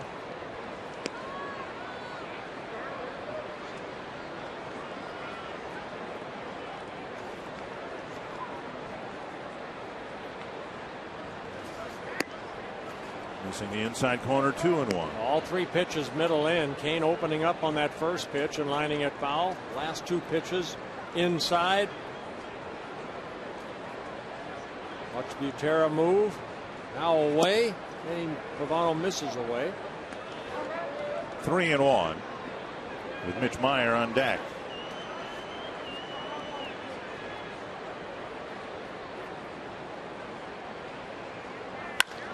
Knocked down by Pavano, and he throws him out. Good play. Pavano on a hot ground ball was able to knock it down to his feet for the first out. Yeah, he doesn't knock it down right there. That ball's up the middle. Royals have a 1-0 lead, except Pavano right here does knock it down.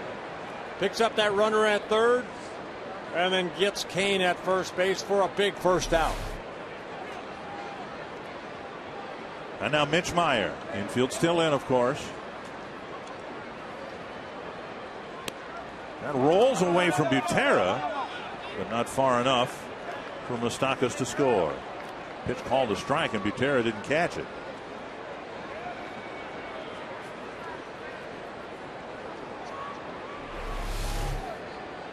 Take a look at the last pitch. Right down the middle. Yeah. Meyer's gotten the ball into the outfield twice, lining out to Cuddyer in right in the third, lifting a fly ball to Benson in the 6th. You always think of the possible squeeze.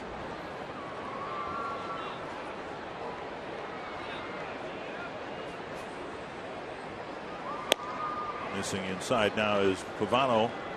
Was looking in for the sign. Valencia kind of took a step toward third base to try to keep the runner at third. Moustakas honest. Well, see, Pavano likes being out of the windup a lot of times in this situation, or when it'll be in a stretch. Go foul. And it does. Change up right there. Meyer a little bit out front. Pavano does have 3 strikeouts in the ball game. They've been swinging strikeouts, and he's ahead of Meyer here, 1-2. Tried to nip the inside corner and just missed it. 2-2. He'll show that fastball in like that. He can repeat again, or he can throw that great changeup down and away. See what they do right here. Down the line, foul. Tried the fastball away, but Meyer fouled it off. And Pavano wanting to talk to Butera. You can see, I mean, outstanding. 84 pitches. Most pitches he's thrown, 14 in the 6th inning. He's got his work cut out for him right here. His control's so good, even though it's a 2-2 count. Can he waste one here to set up the following pitch? Again, he could go hard in right here, or he could go that good changeup down and away. That's a strikeout pitch for him. Little nubber, and Pavano will make the play, firing and getting him. Well, I'll just take care of it myself, fellas. A hot smash up the middle, and then he charged off the mound to get a troublesome swinging bunt. Well, it looked like, an off-speed pitch down and away right off the end of the bat of Meyer. He didn't hit it very sharply, but watch Pavano. You see the split finger right there, and then it creates that ground ball. And Pavano barehanding it with those big old paws of his and gets the out at first. With 2 big outs, only if Pavano can get Escobar. Infield back at normal depth. Corner infielders playing up because of Escobar's speed.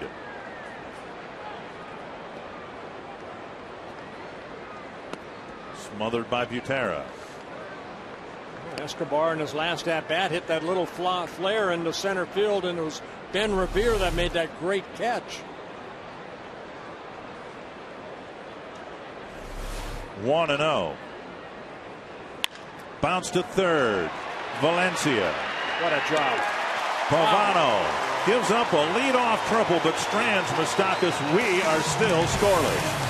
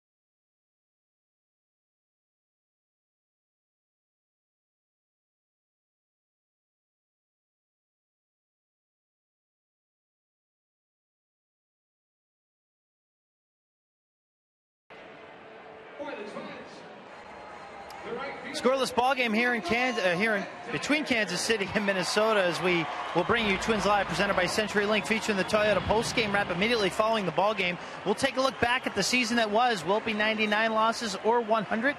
We will find out shortly and review the season, plus Gardy's post-game press conference. We'll get his thoughts on Carl Pavano, a solid performance tonight. And we'll take a look ahead to 2012 as our experts will give you their thoughts on who's in and who's out, and what's going to happen next season on Twins Live, presented by CenturyLink, following last pitch. Dick and Bert. I thought we were doing that. Robbie's got the experts doing that. Swing and a miss, 1-1.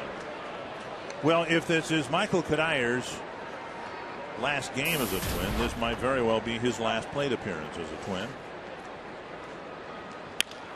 And he singles sharply to left.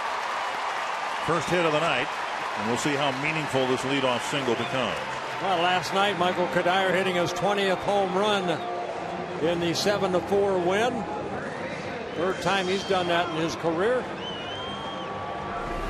So many times against, you can see it just kind of, you get yourself out sometime, but Cuddyer able this time to get the barrel of the bat out quickly. Gets his first hit. Here's Chris Parmelee. He reached all 3 times. A pair of walks, and he had to work for each of those, and in the middle of those, a double off the fence in right center. Now he squirts one to left. It's hanging in the air from Meyer for the first out. Very few times have we seen Parmelee be retired on one pitch.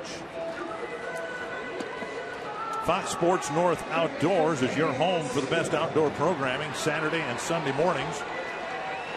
Fox Sports North Outdoors presented by Menards starts Saturdays at 6 in the morning, Sundays at 8 in the morning, only on Fox Sports North. All right, you felt it last time with Danny Valencia. The next pitch he got a base hit. You feel it again? Yeah, he's hit the ball hard against Chen. He lined out back to him. This would be a good place for a call. And a strike. I don't hear it yet. I think I've proven over the years I have no shame. Sure, we'll call it. Okay, good. Come on, Danny, hit a 2-run home run.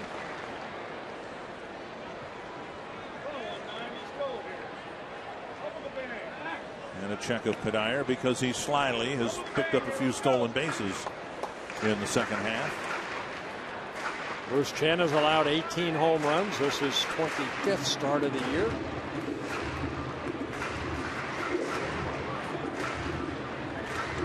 A quick trip to the mound by Salvador Perez.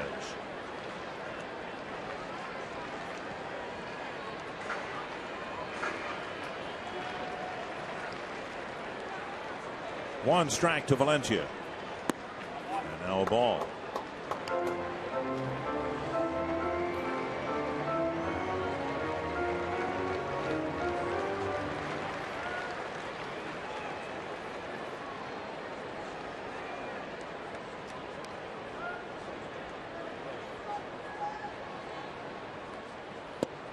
And now 2-1. 104 pitches for Chen, 70 strikes. Blake Wood warming up in the Kansas City bullpen.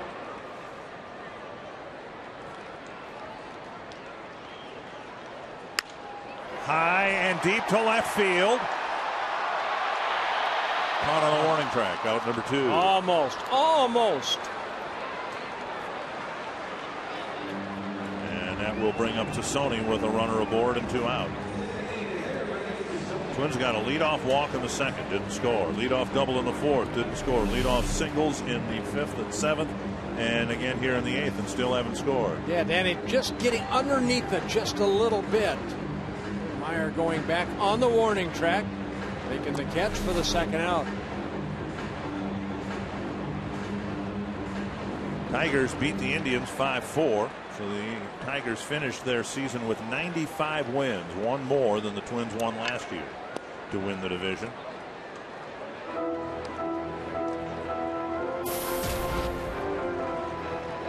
Late inning heroics for Tassoni again. We'll see. 2-0.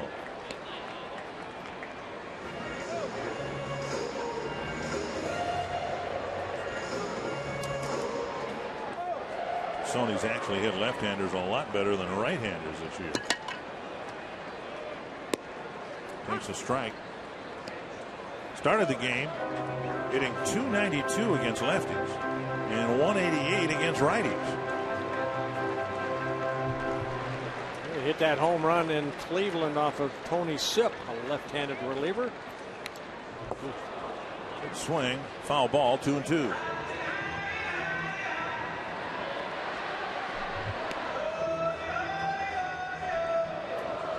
Braves and Phillies headed for extra innings, tied at 3.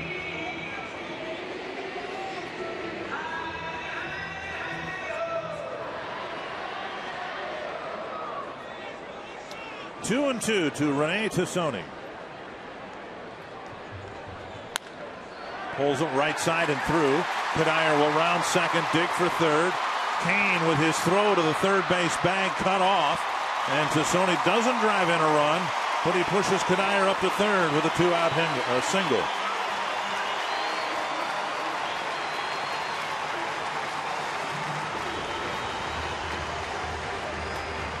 That'll bring Luke Hughes to the plate with 2 men aboard again. Well, with Kane playing deep right there, Cuddyer knew where he was at. He had to hold up right there, but then aggressive base running by Michael Cuddyer getting over to third base. The ball cut off. Runners at first and third. 2 outs.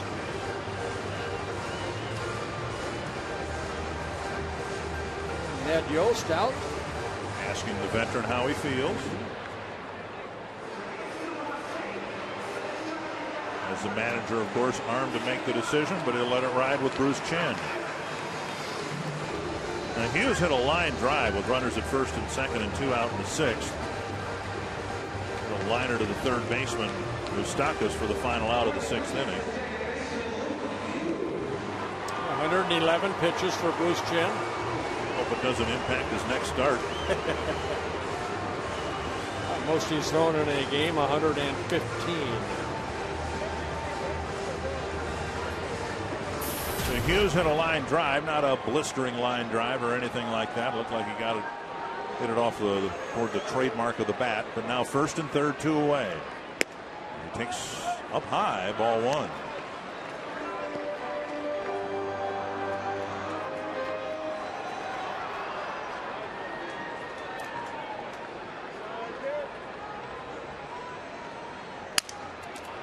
Busted bat roller just wide of the bag at third.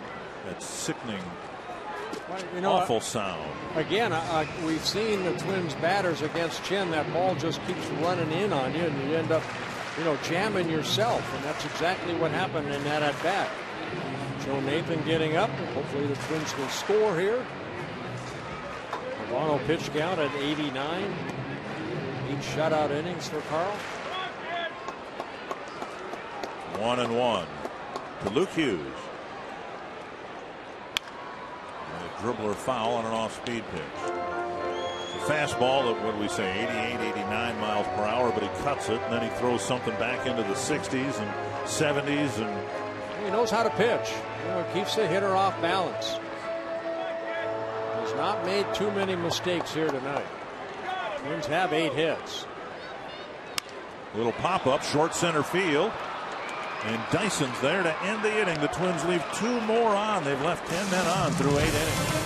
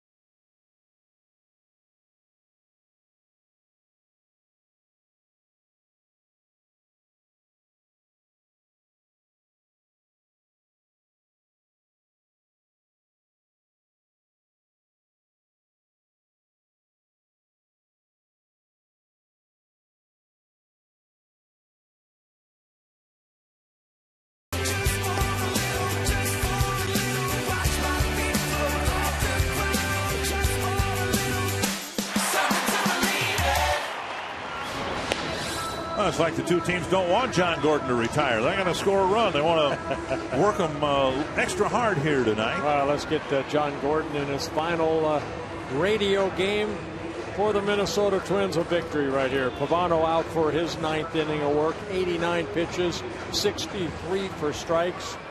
He's given up only 5 hits. What a job in the 8th inning by Pavano. That leadoff triple, then able to work out of it. Dyson leads things off.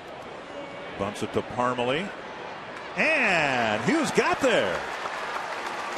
Dyson has reached with a pair of infield hits. He tried to bunt his way aboard, and a good play between Parmalee and Hughes. Yeah, you know what? Hughes had to cheat a little bit right there. Remember, Dinkelman had a tough time getting over there, so as a second baseman with the speed, you see Parmalee right there. He knows Hughes is there, flips it to him. Quick tag of the bag by Luke Hughes. to get the speedy Dyson for the first out. Good play for a quick first out here in the 9th. And now Giavotella, 3 infield grounders so far for the Kansas City second baseman. Might be a third. Plouffe to his left. Spins, fires. Good play by Trevor Plouffe. The type of play that Pavano's not gotten from his shortstops very often this year. And Plouffe turns in a nice one here.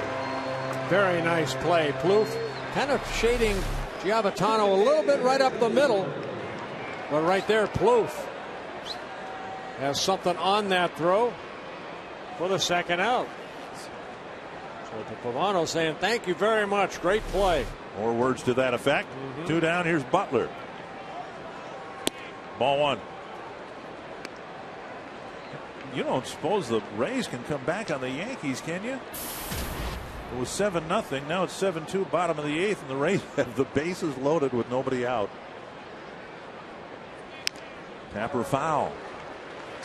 1-1. Well, here tonight, Bruce Chen, 8 shutout innings, allowed 8 hits. But the Twins are 0 for 11 in runners in scoring position. Pavano, so far 8 2/3 innings. No walks for Carl, 3 strikeouts.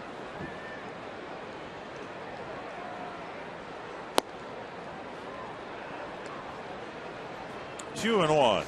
Total attendance tonight, 36,488. That's a season total of 3,168,107. Fans came through the booth. Powering fly ball to left. Second most in club history.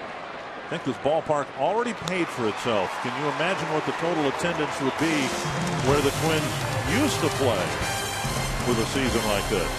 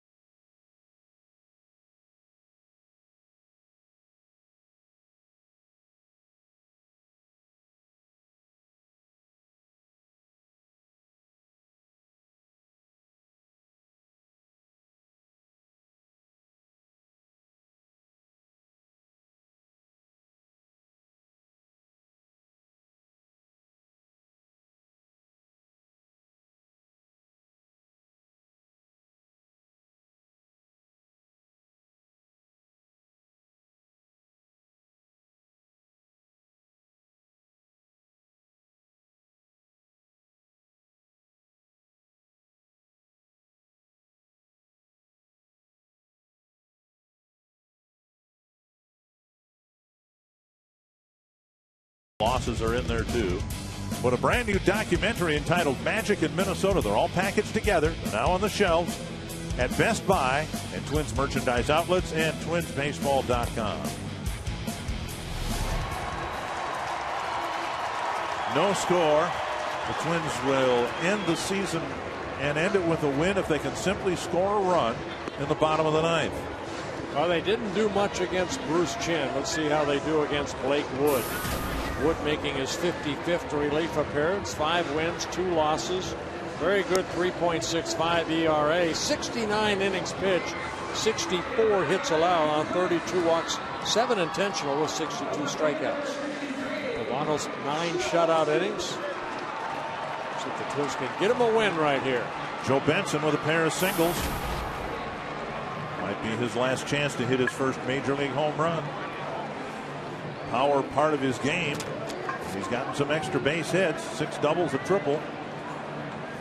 And now 70 at bats. This is 71st. Looking for home run number 1. Down and away, ball 1.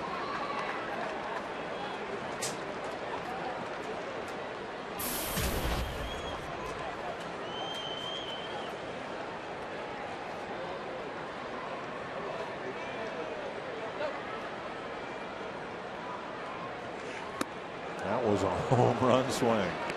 1-1.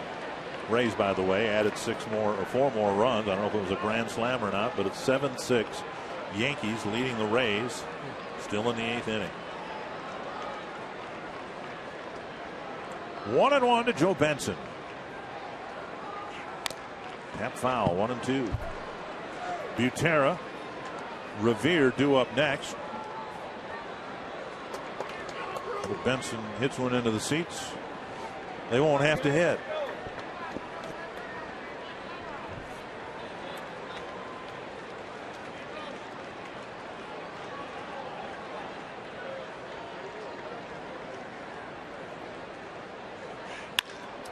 On the ground is short.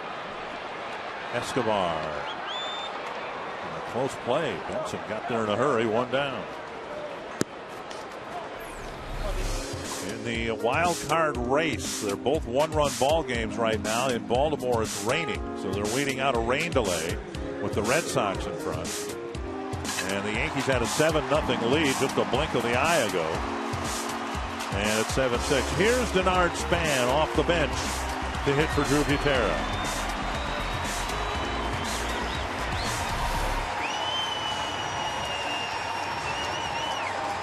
Collided with the wall and trying to make a catch late in the ball game last night. Didn't feel quite right. Coming off the bench to pinch hit here in the 9th. Strike 1.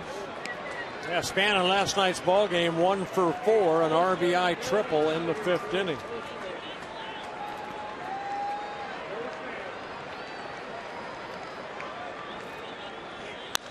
That's down the line.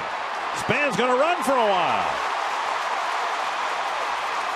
It's a double for Denard Span with 1 out in the 9th.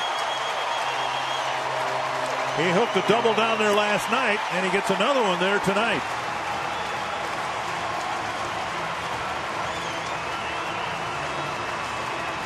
Span with the 11th double of the year. Breaking ball down and hit it right down that right field line. So now here's Ben Revere.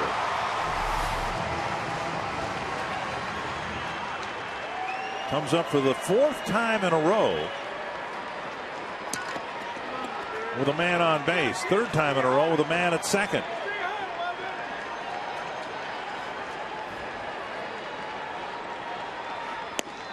Fastball down and away.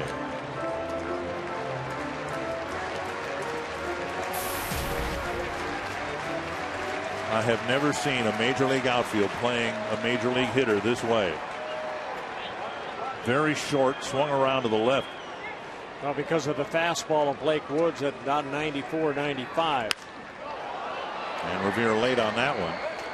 But honestly, Dyson's more of a left fielder than a center fielder. Yep. Well, we saw that last night, but Dyson really cheating even more with Wood, who's a hard-throwing right-hander. Figured if Ben Revere is going to hit a fastball, he's going to hit it to left center. So far tonight, Twins 0 for 11 with men in scoring position.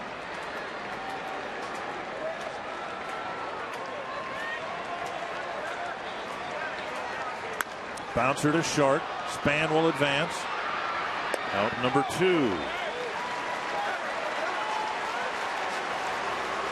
We firmly believe that Trevor Plouffe is going to end the game with a hit. So with the tip of the cap to my good friend next door, we'll let John Gordon hopefully bring home a Twins win. Well, a lot can happen.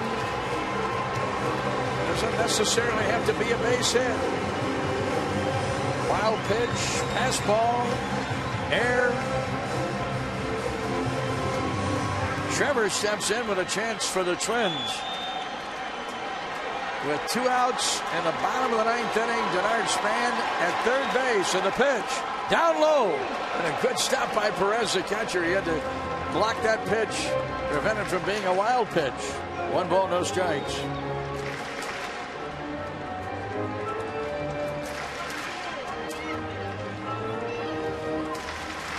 A 1-out double by Denard Span. He advances to third, and a ground out by Ben Revere. Now Trevor Plouffe batting, and here's the 1-ball pitch and a line drive base hit. Twins win the game. Denard Span scores! 1-0, the Twins win it. Hey, how about that? Trevor Plouffe for the line drive single through the left side of the infield. Mobbed by his teammates, and the Twins avoid a 100-loss season as they win by way of the shutout here tonight. Carl Pavano with a 1-0 shutout victory.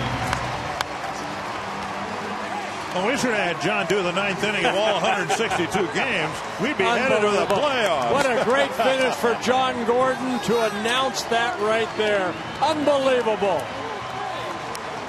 And Trevor Plouffe finishes the game, finishes the season, a 1-0 Twins win. Smiles all around.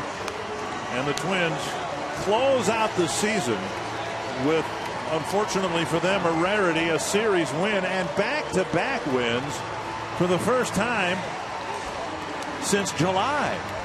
Well, you want to end it with a positive, and the Twins were able to do that. Great performance by Carl Pavano.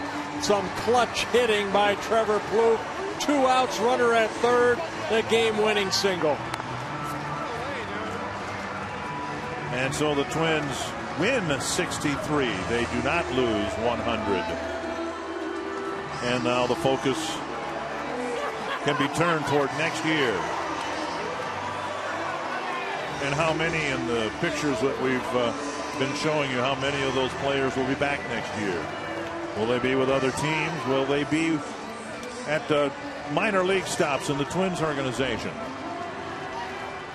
Some minor leaguers have come up and distinguished themselves very well. Well, we're showing you the crowd, too, the excitement of this 1-0 win. Again, thank you for Twin fans supporting this ball club. It has not been the best a year, but a great way to finish right there. Over 3 million, almost 200,000 people came to this beautiful Target Field. Robbie Inchmakowski standing by with Denard Span. And Denard Span hit that double in the bottom half of the 9th inning. Denard, this place is rocking right now. Over 3.1 million fans for the season. They've showed support in a tough season. What's it like sending these fans out a winner tonight? It's a good feeling, man. These fans are stuck by us from thick and thin, and you know, it was a tough season for us, but like you said, this was a good way to send the season out. Obviously, the season did not go the way you wanted it to, Denard, but you step in a pinch situation, you rip a double and score the winning run. How'd you do it? You know what? I couldn't write a better ending for the end of my season. It's been a long year for me. I just like to thank God, man. You know, he's been truly good to me. Guardy called my number in the last inning. He said, you know what, you're going to get up here and hit a double. I said, let's do it. You know, Denard, 3.1 million fans plus show up this season in a tough season. We end up winning 63 ball games. What words do you have to say for these fans that have supported you and our viewers all season long? I appreciate it, man. You know, it's been tough for us this year, but just stick with us.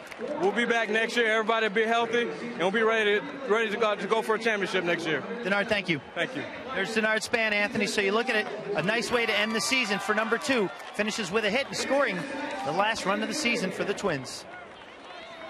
And we'll show you how they did it, how they rallied in the last inning for a walk-off win to end it. We'll hear from Ron Gardenhire. Look back on John Gordon's career in his final night in the broadcast booth next on Twins Live.